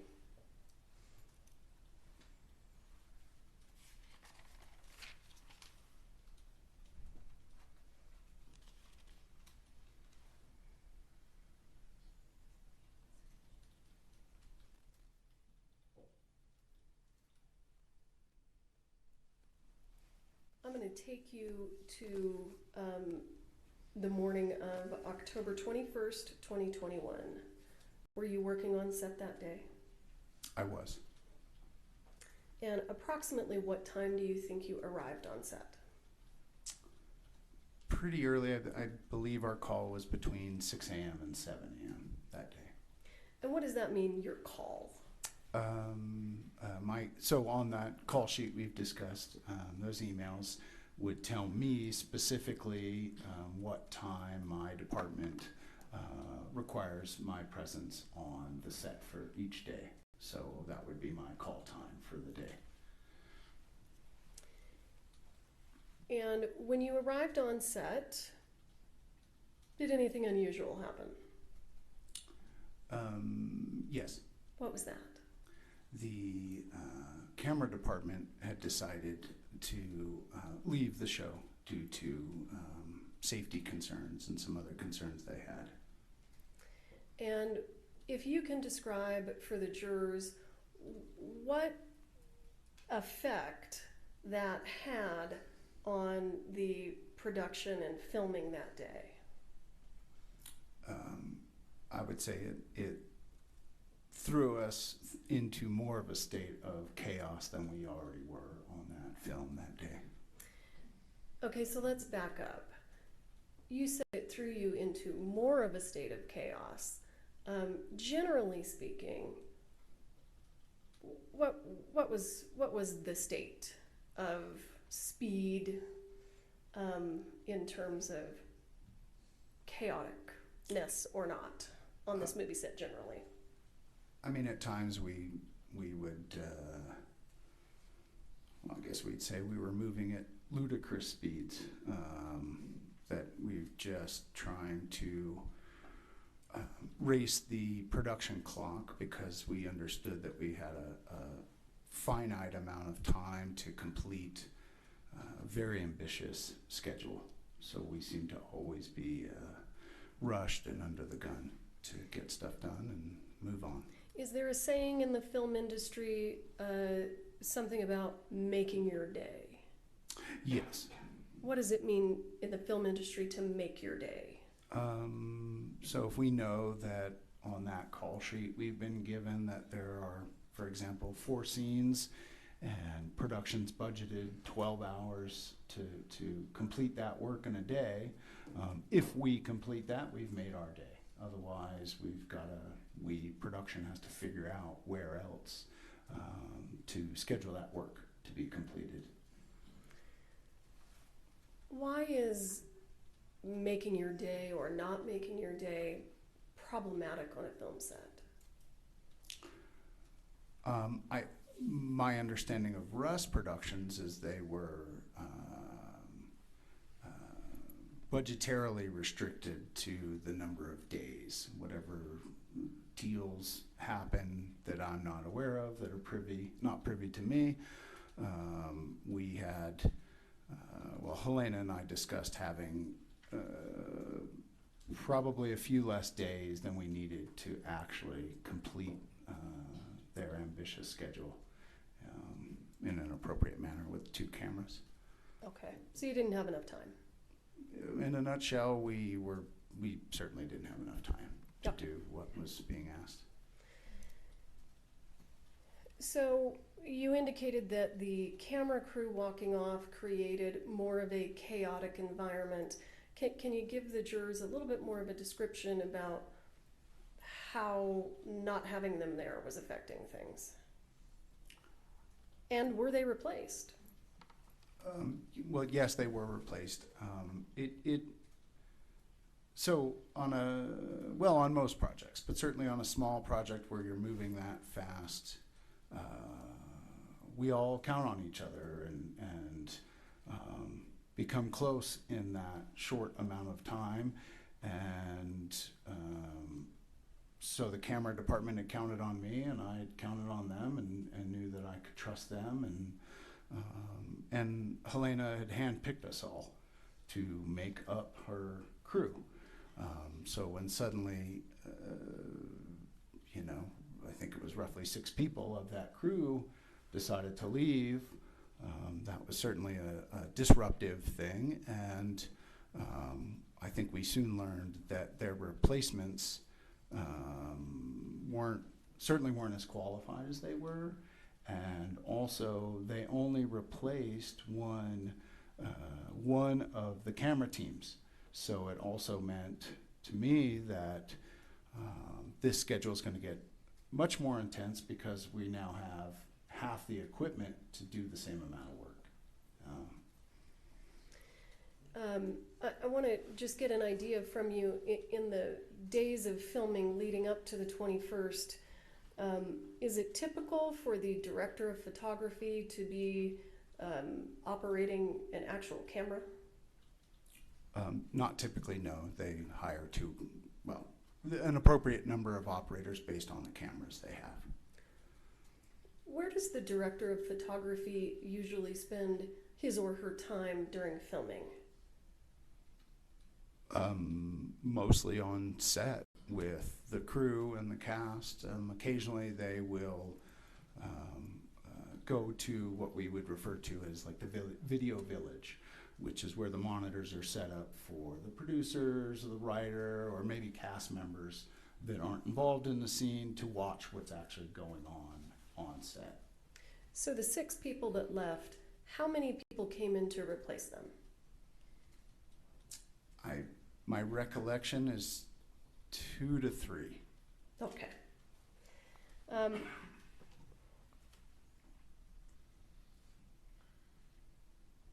Did you have any discussions with Mr. Souza or Ms. Hutchins about making that day? Yes. And without saying what they said, what was your part of that conversation? I think they were both concerned that potentially would,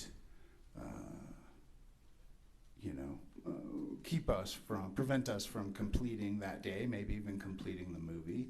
So I just tried to reassure them that the operator that stayed and I would, get them through the day, that we would, continue on and try to continue making the best film we could with the resources we were provided. So you indicated one operator stayed. Is that a camera operator? Correct. And what was that person's name? Reed Russell. Thank you. So what was the first scene that you all were filming on October 21st? Just describe it to us generally. It doesn't have to be huge detail. I believe it was a couple of the lawmen riding into this western town where we were filming with some kids, and it's supposed to be an average morning in a western town, whatever that is. So people going about their day. I think we had some animals on set, and I think it was the lawmen ride into town in pursuit of Harlan Rust. And when you say you had some animals on set, what kind of animals would you have on this movie set? Well, certainly the lawmen rode in on horseback, and I think we had some just kind of farm-type livestock. Every day kind of changed a little bit. There may have been some chickens, some goats, some cows, mules. There may have been other horses just tied up as, prop horses. Again, this was supposed to resemble a lively, working western town. In terms of those animals, are there specific crew members that are put in charge of managing and caring for those animals? Yes. Is there a name for those people? They're typically called animal wranglers. Okay. And were there animal wranglers employed on this movie set? My recollection is there was a number of them, yes. Okay. So were you all able to complete the filming of that scene with the children and the animals? As far as I recall, we had completed that scene. Do you recall, was there gunfire in that scene? I don't recall. Okay. I know... and we don't want you to assume. No, the lawmen that rode into town were certainly armed as lawmen, but I don't recall any gunfire in that scene. Okay, there wasn't a scene that required shootouts and blanks and stuff like that? Not to my recollection, no. Okay. And what then was the next scene that you all were going to be filming on that day? I believe we moved to the church upon completion of that scene. And what was your understanding of the scene that was to be filmed and perhaps was indeed filmed inside the church that morning?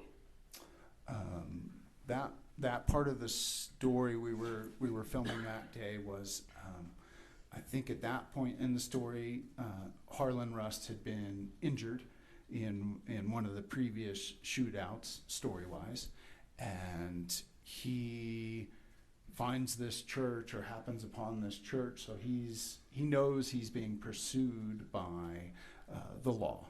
And I think it was story-wise that he goes to essentially hide in the church and in the hopes that he gets the draw on the lawmen when they enter the church.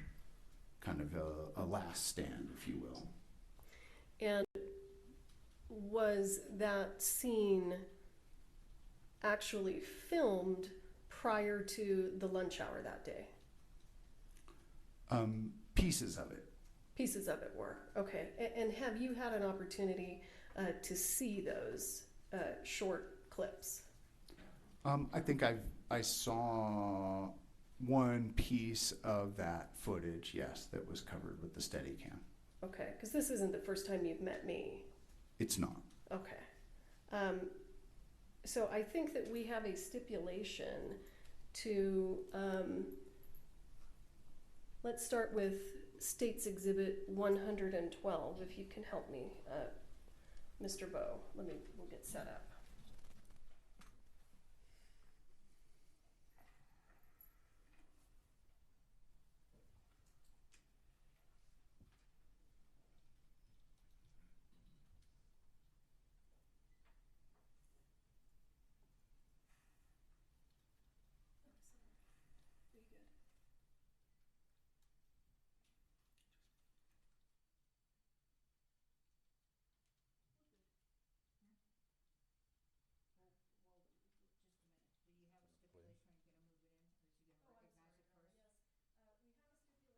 I would ask for the court to admit State's Exhibit 112 and permission to publish.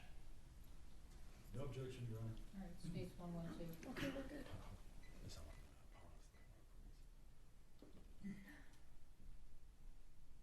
Well, it's short. Let's see if it works. Okay. If it doesn't, well, okay, I forgot about that. I'm back to my Apple computer. These are short clips. Hopefully it won't freeze. Fingers crossed. Do you see what's on your screen there, Mr. Adiego? I do. And can you, what is this thing that we see before these movie takes? What's the information on that and what's it called? That would be considered the sound slate. So it's a slate provided by the sound department that is used in editing, and the script supervisor also uses it to keep track of scenes and takes. And does it tell you the scene and the take? What's the handwritten stuff at the top? It looks like it says 26 and 118B1. Do you know what that means? Mostly. So I can tell you that, of course, it has the title Rust. It tells you on the left corner the director's name, Joel Souza, and on the bottom right it has the director of photography's name, Halyna Hutchins, and then it signifies that A signifies that it's the A camera, and I don't. Is it A or is it B? It appears to be a red A. Okay. Which Okay. would be Sorry. the A camera, and then it looks like on the top right corner that would be take number 1, and the other numbers typically would be a scene number So it potentially is scene 26. And then I think 118B would be the note the script supervisor uses for the editors and the writers, and that stuff I don't really get involved with. And who is the script supervisor for this film? Our script supervisor was Mimi Mitchell, I believe was her last name. Okay. And what is that the time? What numbers are we seeing there in red? So it's time code, and depending on how the sound mixer and production wants to keep track of that, sometimes it's elapsed time. So if we started at 6 a.m. and we're 6 hours into the day, it would show you, that it's 6:00. Sometimes it's date and time, and I don't often deal with the details of the slate, so those numbers are generated by the sound department. Okay. And fed to the camera. And this scene is taking place where? This is it appears to be the church on Bonanza Creek Ranch. Okay, leap of faith. We're going to press play and hope we don't have any technical difficulties.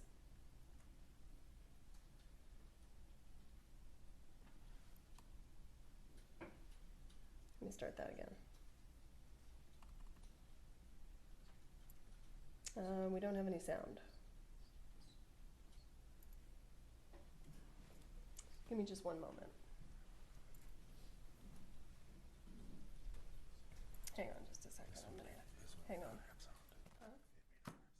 Do you don't have these on? So just hang on. Let me sort that out. Let Mr. Lewis try to sort out this technical issue, and we're going to continue with your testimony, and we'll come back to it as soon as we're ready. Go ahead. He can put it on that. Okay. He's going to need it. Okay, I apologize for that.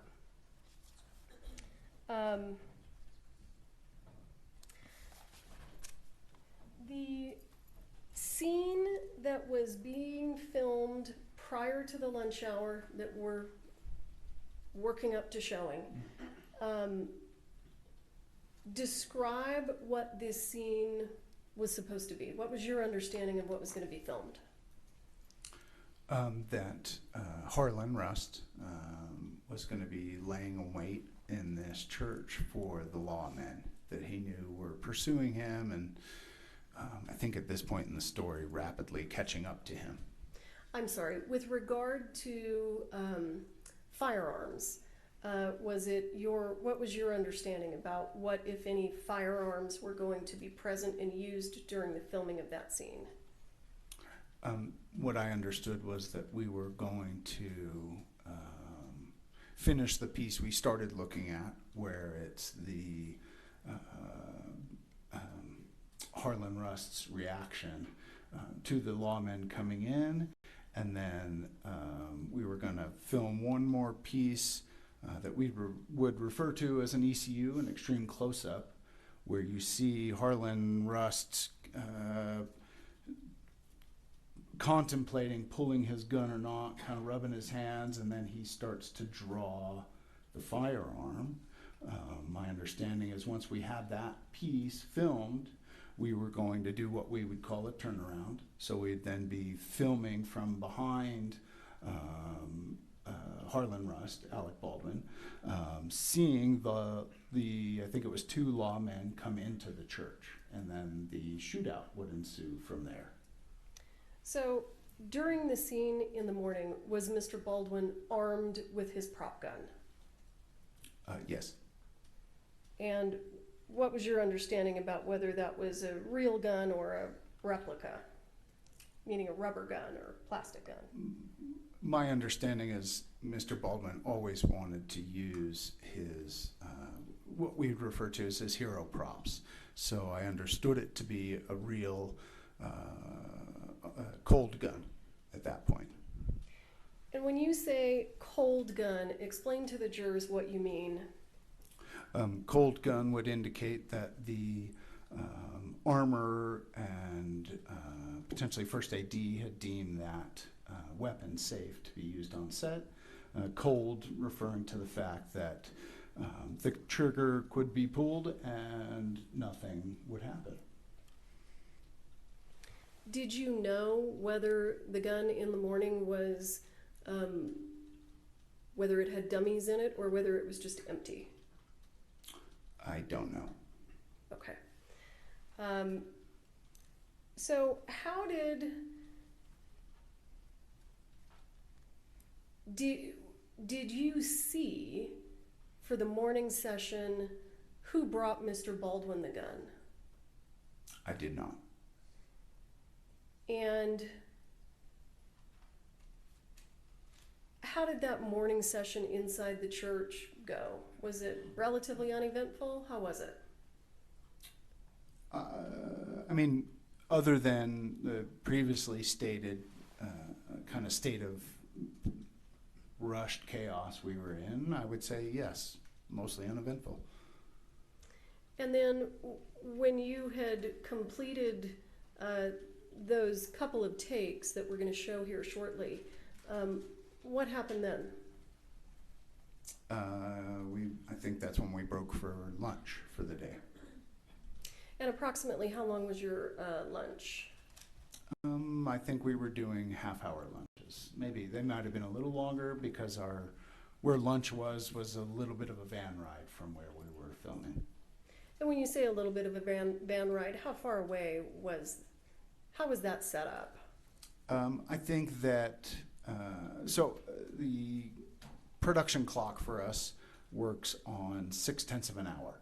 So it may have been 6 minutes away. So if it was a half-hour lunch, it may have ended up being approximately 42 minutes, for that travel both ways, to and from catering. And is the food just provided for you all right there on set? But there's a caterer and a catering tent, yeah, if not on set, on the facility where we were filming, yes. So approximately what time, if you know, would you have completed lunch and come back into the church to continue filming? Again, I think we started between 6 or 7, so lunch would have been called at 12 or 1 and 42 minutes after that. So for argument's sake, 2 o'clock-ish. Okay. And what was your understanding of anything that was going to take place immediately after lunch and perhaps before filming? Can you explain to the jurors? I believe the decision was made. So we were, for parts of that scene, we were using a Steadicam, which is camera apparatus affixed to the camera operator.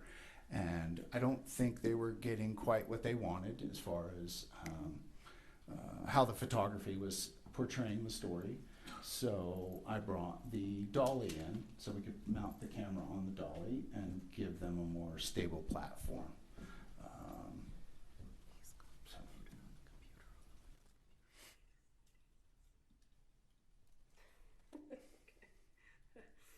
Technical difficulties abound. Go ahead and have a seat. Thank you.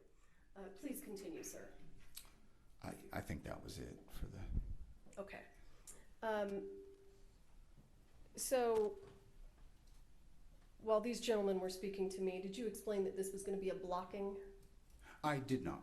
I did not. Let's go there.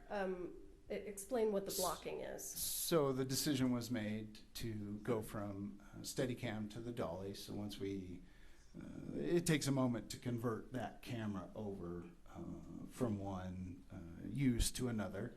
So I'm getting the dolly close to the pew where Mr. Baldwin, Harlan Rust, would be sitting, and working with the camera operator, Reed. Halyna had kind of mentioned where she wanted us, but I believe her and her gaffer were starting to prepare for the turnaround of when the lawmen came into the church. So we were just trying to find, blocking the shot, we would call it, trying to find the shot that best told the story in that moment that the director wanted to tell, which was to be, my understanding was to be an extreme close-up of Alec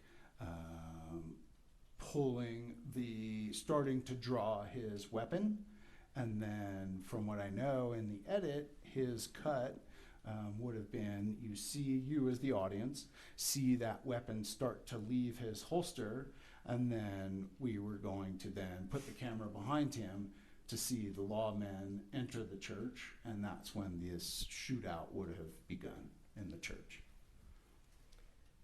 So were cameras rolling? No, we were still blocking the shot. And were you present in the church when Ms. Gutierrez brought the firearm into the church? Yes. And tell the jury what you saw and or heard. I never saw the interaction between Hannah and Dave in the church, but I could hear Hannah telling Dave that the firearm had been checked before lunch and had been locked up during lunch, and then Dave called out cold gun or cold weapon. I heard the word cold, and that's when I went back to focusing on my task at hand, helping Reed and Halyna find that insert shot.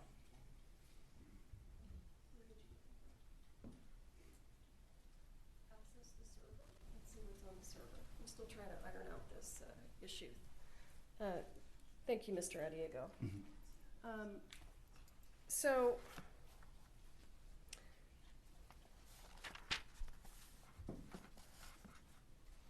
do you recall who said cold gun? Did you describe that? I did. I heard Dave Hall's call.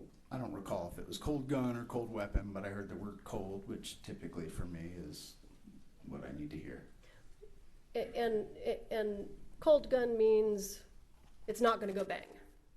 Correct. Okay. With regard to Ms. Gutierrez's statement that you overheard about her not having checked the gun since lunch, did that cause you any concern? It did. Why? Just accustomed to armors checking those guns again on a regular basis, and we had a break, and typically that any firearm that's brought on set is checked, even if it had been checked previously.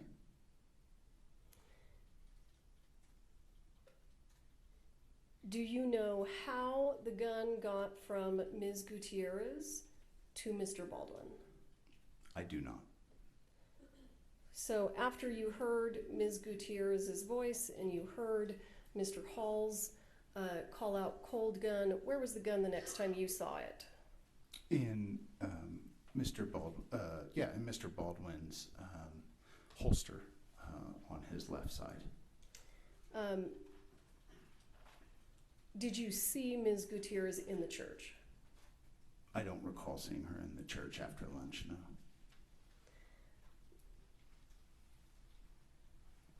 So go ahead and walk us through.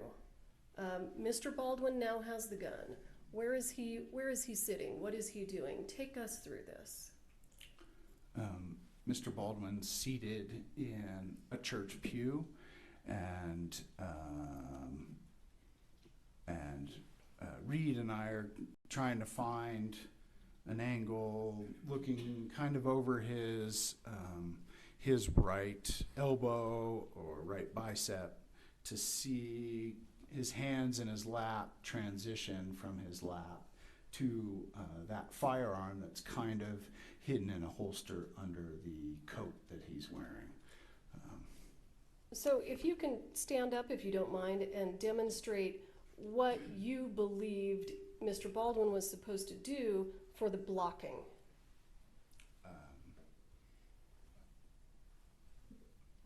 My understanding was it was just to reveal that part of, the part of the gun that holds the bullets coming out of the holster, and then that portion of the, that piece of photography was finished.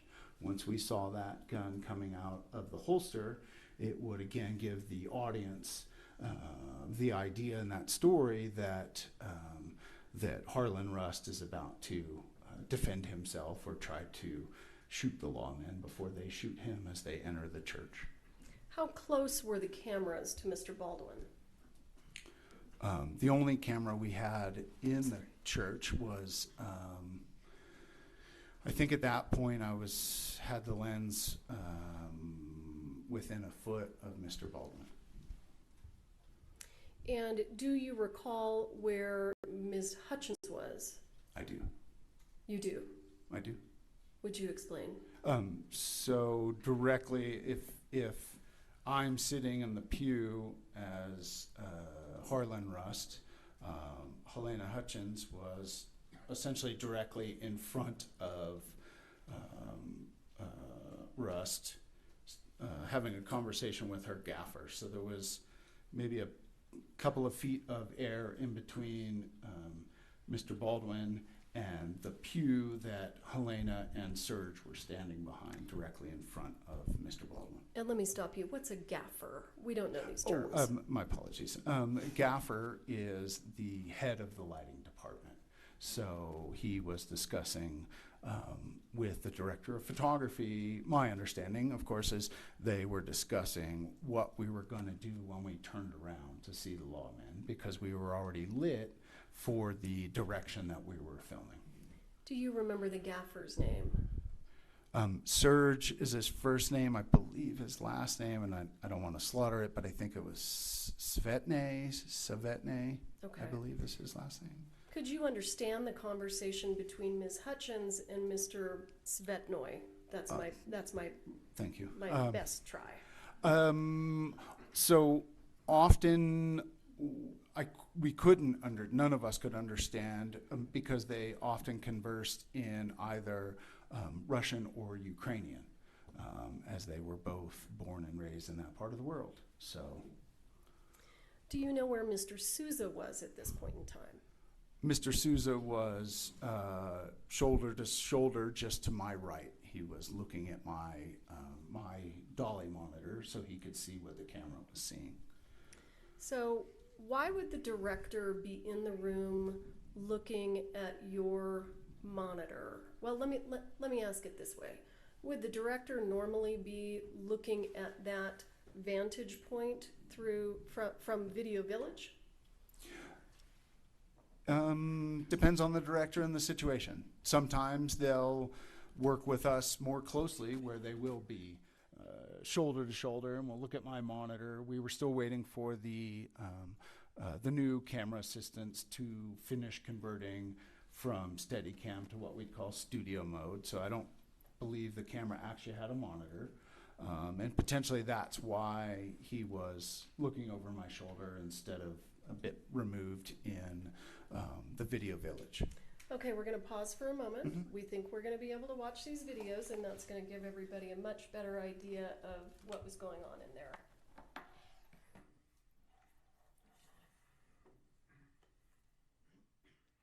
Hope springs eternal.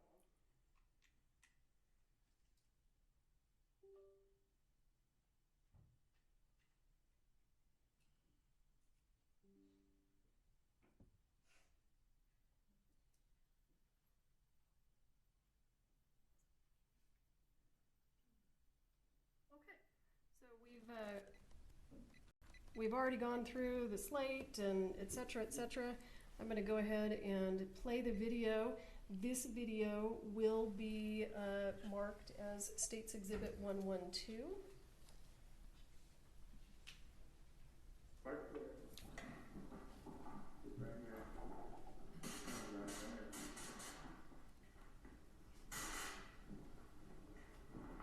What's that noise we hear? That ch-ch-ch-ch? I'm not actually sure. I was trying to figure that out myself. Okay.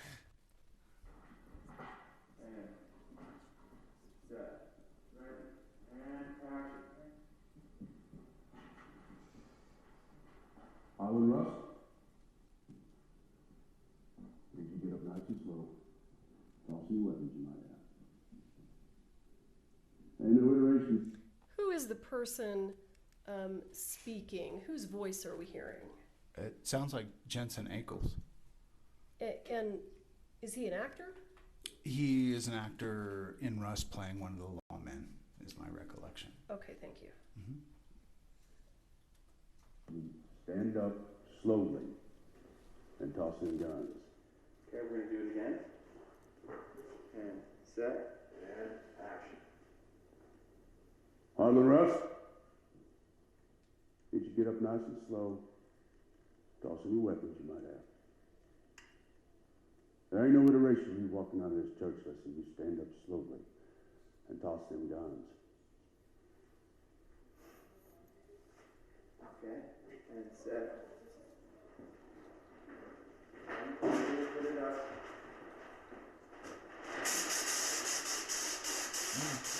Okay, so you want to There's the answer to go your question. That's the answer to your question earlier, that sound. Why don't you explain to us what we're seeing? So what you just saw for a brief moment was one of the effects department people coming in to spray at what we'd call atmosphere. So dust or whatever I don't know what's in their spray can, but that is what that sound was. And that's what they were doing, was adding atmosphere that makes it look a little foggy. And if hard light comes through those windows, you would kind of see those lights, the rays of light in that fog. And I just backed this video up to 1 minute 6 seconds so that I can ask you the position that Mr. Baldwin is sitting in this video. Is that the same or similar position that he was in the blocking scene after lunch? Yes, similar. Okay.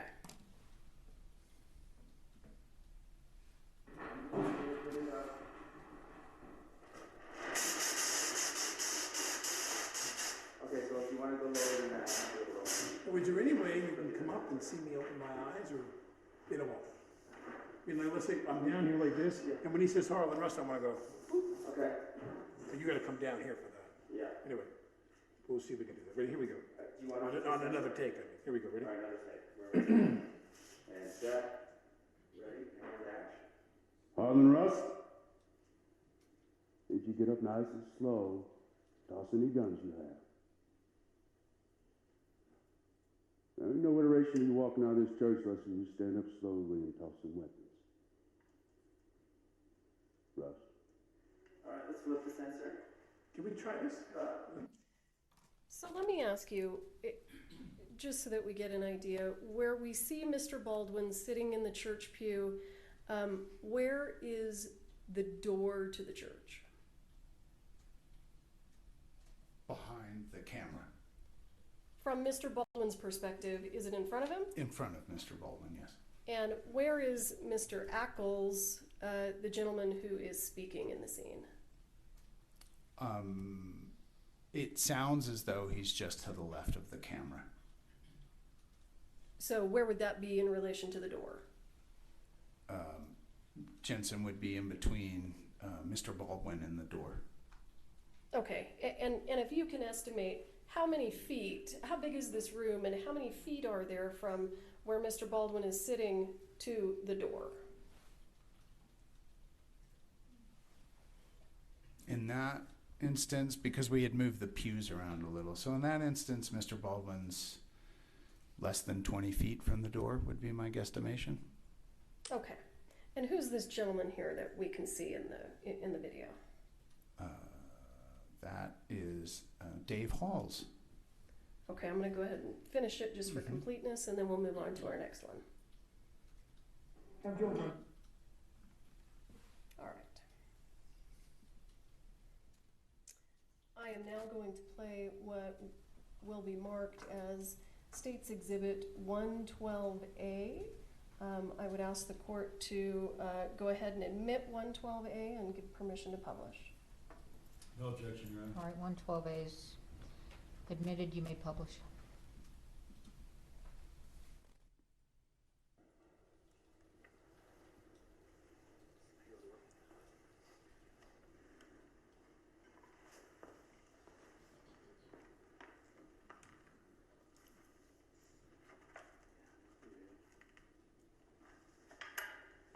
Okay.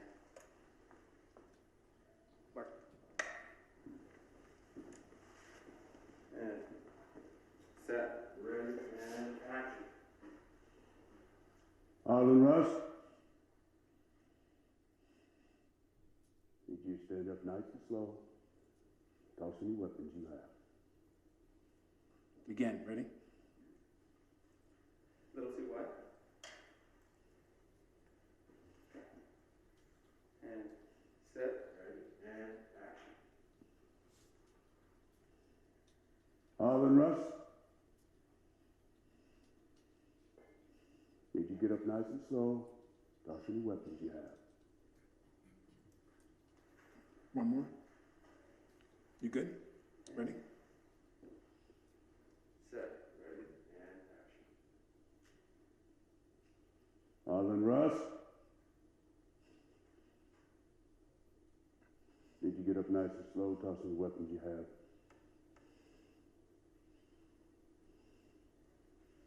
Well, how close can I get right there? Joe, the only way to give you that line till he lands, It's okay. till camera lands. Yeah. Yep. Set. This one? Yeah. Draw your gun and look up and point your gun, okay? Okay, which way? Camera right or left? It's this side camera for now. So camera left for now. I'll stand right here for you, Alex. So whip it out. Yeah. Okay, well, let me get this all greased and ready. Yeah. Okay, ready? Okay, ready? Ready. And set, ready, and action. Arlen Russ?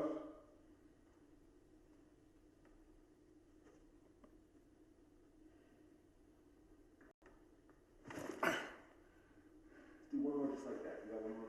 Yeah. Ready, ready, ready, ready?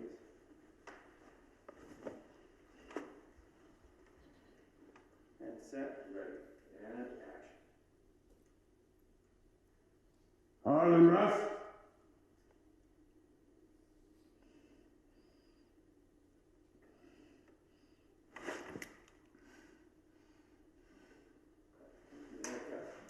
Nice. Let's go on.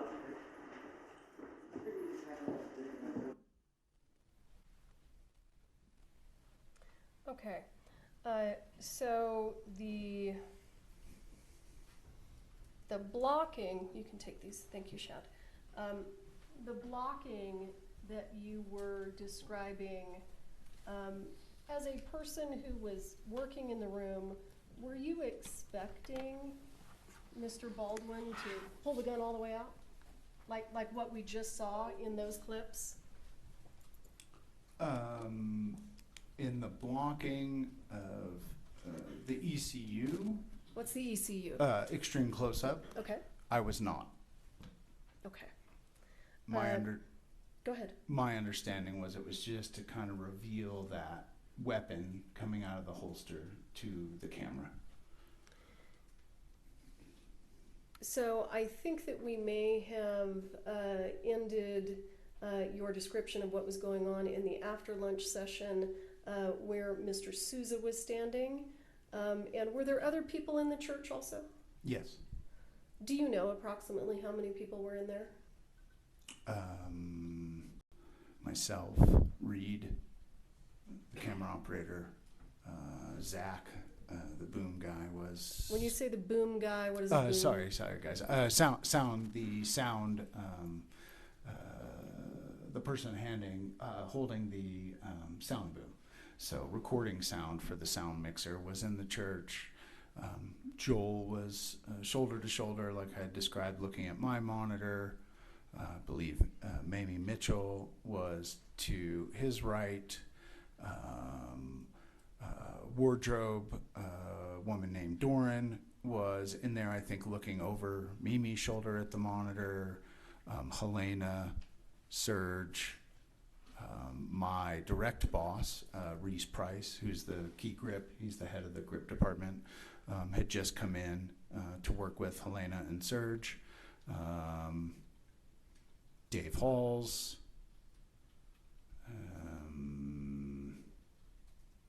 and maybe one of the effects guys, I recall, was kind of in and out, keeping an eye on things, because they had pre-rigged some of their effects stuff in the ceiling, again, in preparation for the big turnaround that we were about to do.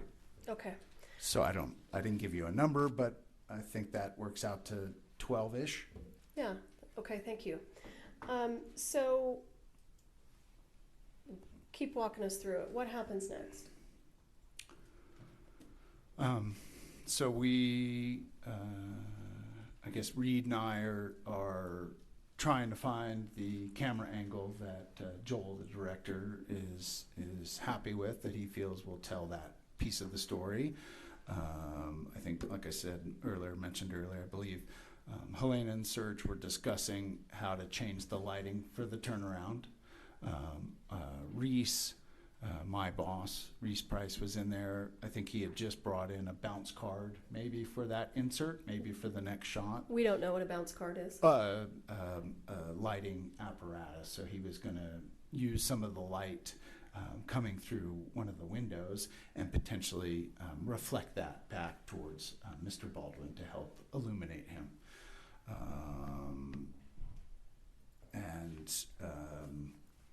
I think Joel and Joel, the director, and Alec had some brief conversation back and forth about what the goal was for that shot, and I think Alec had drawn it once to kind of audition what he thought his action should be for Joel, and then he drew it again, and it went off, and instantly, I mean, a firearm went off in a small wooden church, so the concussion, ears ringing, that moment of panic in everybody. I think the first person I made eye contact with was Halyna, who was clearly injured by whatever that gunshot was, that noise we had just heard. And in fact, she was starting to go flush, and I think holding her right side,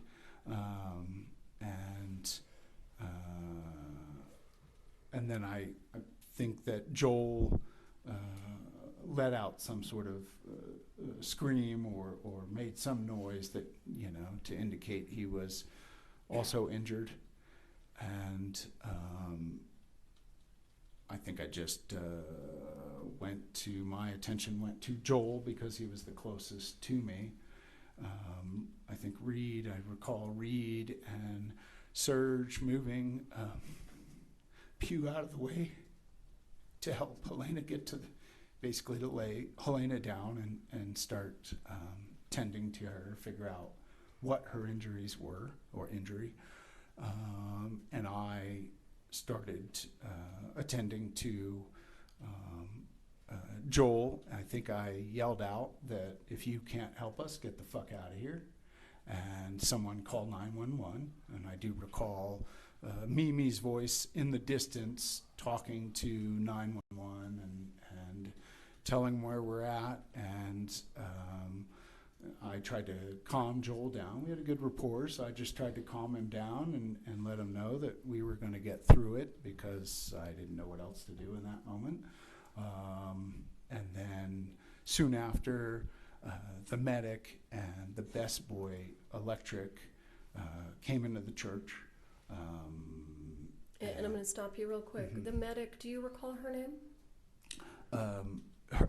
Her first name was Cher. I don't recall her last name. Okay, and who was the other person you said? Best boy? The Best Boy Electric, Matt Hemmer, I believe was his last name. He was Surge's second in command, is what a best boy is. So the gaffer and the key grip each have a best boy, and then the rest of their department. And my understanding was Matt had some combat medical training, so he came in to assist the medic Cher, and I think When, right after the gun went off, do you recall seeing Ms. Gutierrez in the church? I do not. And did Mr. Baldwin stay in the church?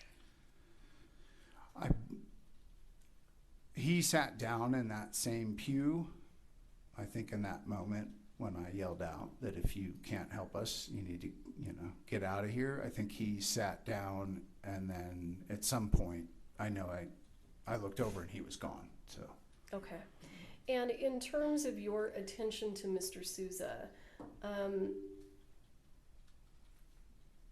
what were you doing to him? Were you touching his body? What were you doing? I was. So Joel was wearing kind of a thick hoodie, and I believe he had a t-shirt or a couple shirts on underneath, so it was start to figure out where Joel had been injured. He was certainly at that point writhing in pain and concerned for himself, asking me how Halyna was, and I think coming to the realization that he had been shot. So I was trying to find where he was wounded. So started pulling back his hoodie to reveal what appeared to be a circular wound in his right shoulder. And at that point, I think the sheriff and Matt came in. They had gloved hands. I didn't, so I had some of his blood on my hands, and I think I helped them roll Joel over. One of them had trauma shears to cut his shirt off, and then I helped roll him over, and I was in a position to see that what appeared to be a bullet just under the skin, basically where his right shoulder blade was, and he was in a great deal of pain. And I think that Cher gave me some gauze to just put some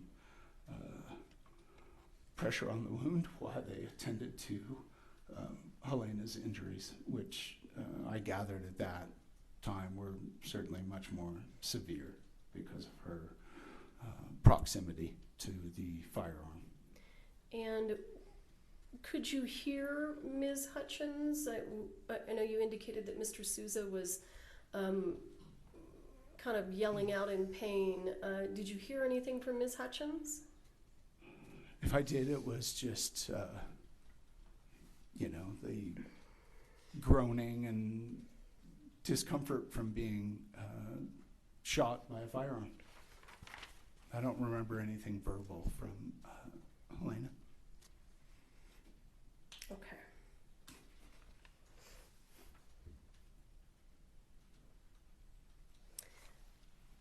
And at some point, did paramedics arrive? Yes.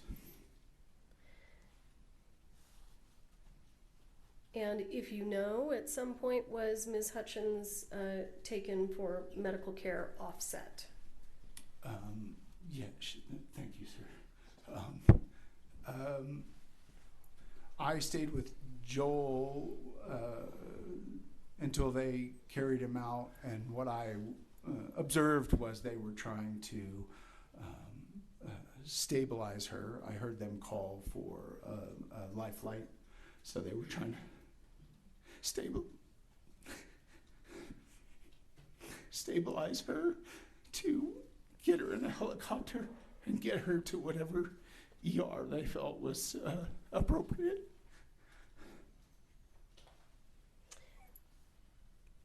And at some point in time, were you notified that Ms. Hutchins had passed? Yes.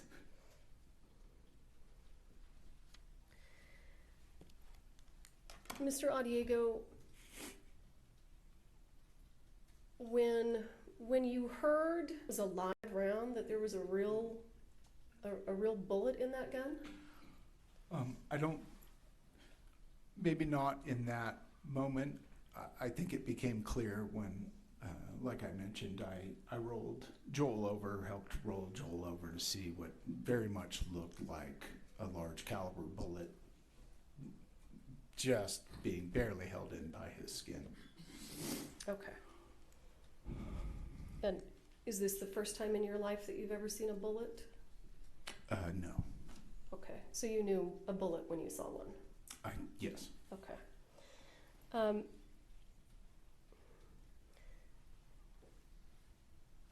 Did you ever see Ms. Gutierrez after the gunshot went off? Not until today. Okay. And I want to back up.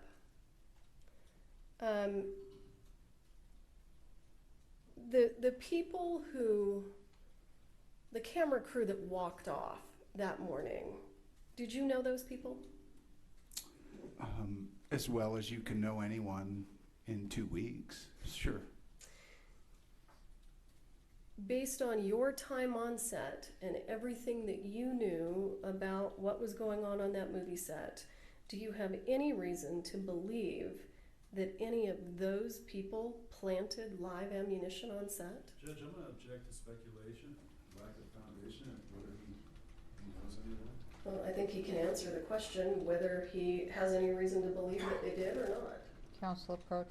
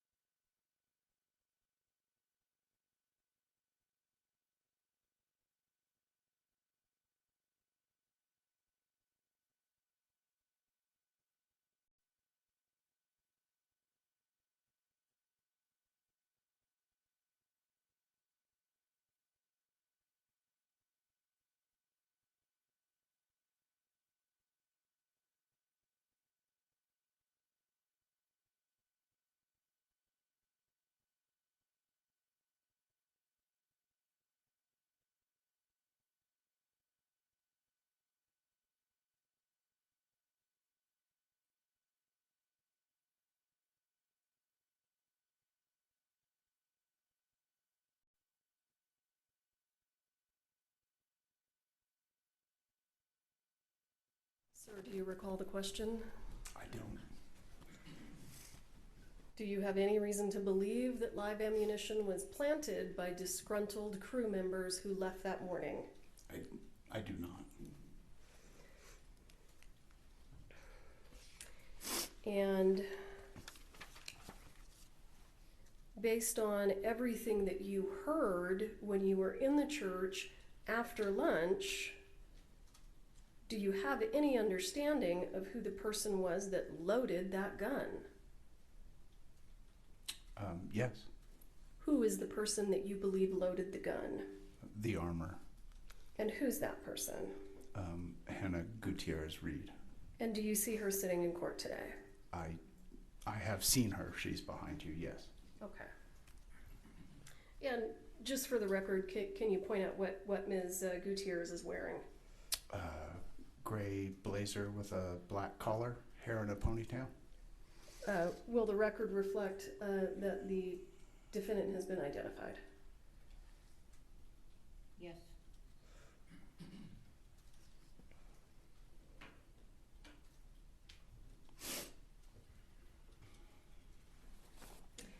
At any point in time when you were in the church after lunch, did you hear anyone tell Ms. Gutierrez to leave the church? No.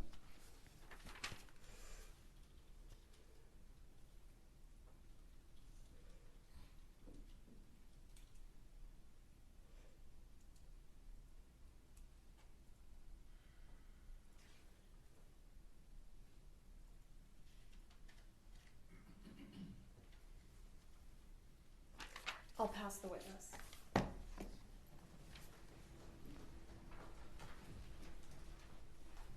Cross-exam.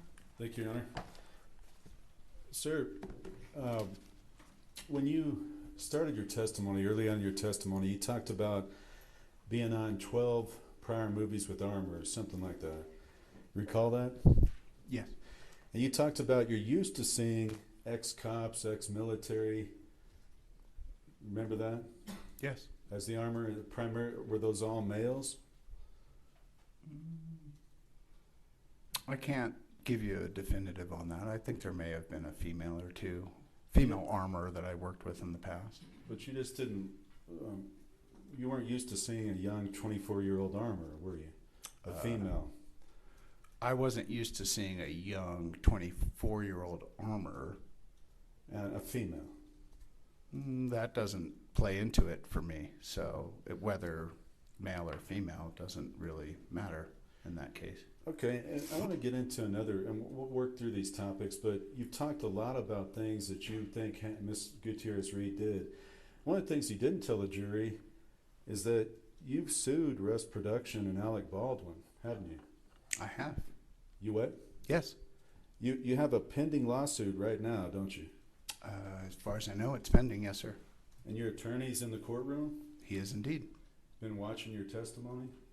Clearly. See how you do? You'd have to ask him, sir. Okay. And you've sued Alec Baldwin and Russ Production, but you have not sued Halyna Gutierrez-Reed, have you? Again, you'd have to talk to my counsel about who I've actually sued. Have you read the lawsuit? I perused it. You perused it. What does that mean? Did you read it, all the paragraphs, or did you just read page 1 and just said, knock yourself out, lawyer, go ahead? I think I got past page 1, but since I'm not in your industry, I don't understand what a lot of that is, and I trust my counsel to represent me. It seems like you're making a lot of opinions earlier on what armors do. You filed a lawsuit. It seems like you could have read your lawsuit, right? Objection, relevance to whether or not he read his lawsuit? Well, I want to ask if he's read these paragraphs, because he has a totally different story in his lawsuit that he did today. So I want to ask him if he's read and adopted this lawsuit. And I think he's already answered that. Did you approve your lawsuit being filed? I must have. Because it was filed, right? Sorry, go ahead. Okay. And in that lawsuit, you're suing for a variety of things, punitive damages, right? Again, I'm not a lawyer, sir, so you'd have to discuss that with my counsel. Well, you know you're suing for loss of enjoyment of life. Certainly. Okay. And you know you're suing for medical expenses and non-medical expenses, right? I understood that to be the case, yes. So out of this tragedy, you claim that you have a blast injury, right? I believe that's in the documents you're referring to, yes, sir. Did you go to the doctor for a blast injury? I have talked to my physician about what happened that day, yes. You've talked to your physician. Did they do any tests? Did they take any x-rays? Did you just tell him I was in this and I described the incident and he did what he felt was appropriate. What was that? I'm not going to discuss my medical treatment with you, sir. Okay. Well, so in any event, you're suing Russ Production and Alec Baldwin, right? Yes. And you're here telling this jury all about Miss Gutierrez-Reed, but in your lawsuit, you talk about defendants, Russ Production and Alec Baldwin, cut corners and cut costs, and it endangered the cast and crew. So you believe that, right? Russ Production? Do. And you believe that their hiring of Gabrielle Pickle and Roe Walters to manage the budget was not a good idea because they have cost-cutting problems on prior sets? You believe that? Correct. Okay. And you also believe that David Halls had prior safety issues, correct? Yes. On a prior set, he didn't manage that safely, did he? That was my understanding. You also believe, you knew that Miss Gutierrez-Reed had asked for more training days as an armorer. You knew that. I don't. To the form of question, there needs to be a question. It sounds like a statement. You were, Overruled. okay. You're aware that Miss Gutierrez-Reed asked Gabrielle Pickle for more time as an armorer, more training days and more armorer days. You're aware of that. I became aware of that after 2 people were shot. Yes, sir. Okay, well, it's in your lawsuit. It's part of your lawsuit. Okay. Okay. So let me ask you this. Are you hoping that you can come in and testify here today and something happens to Miss Gutierrez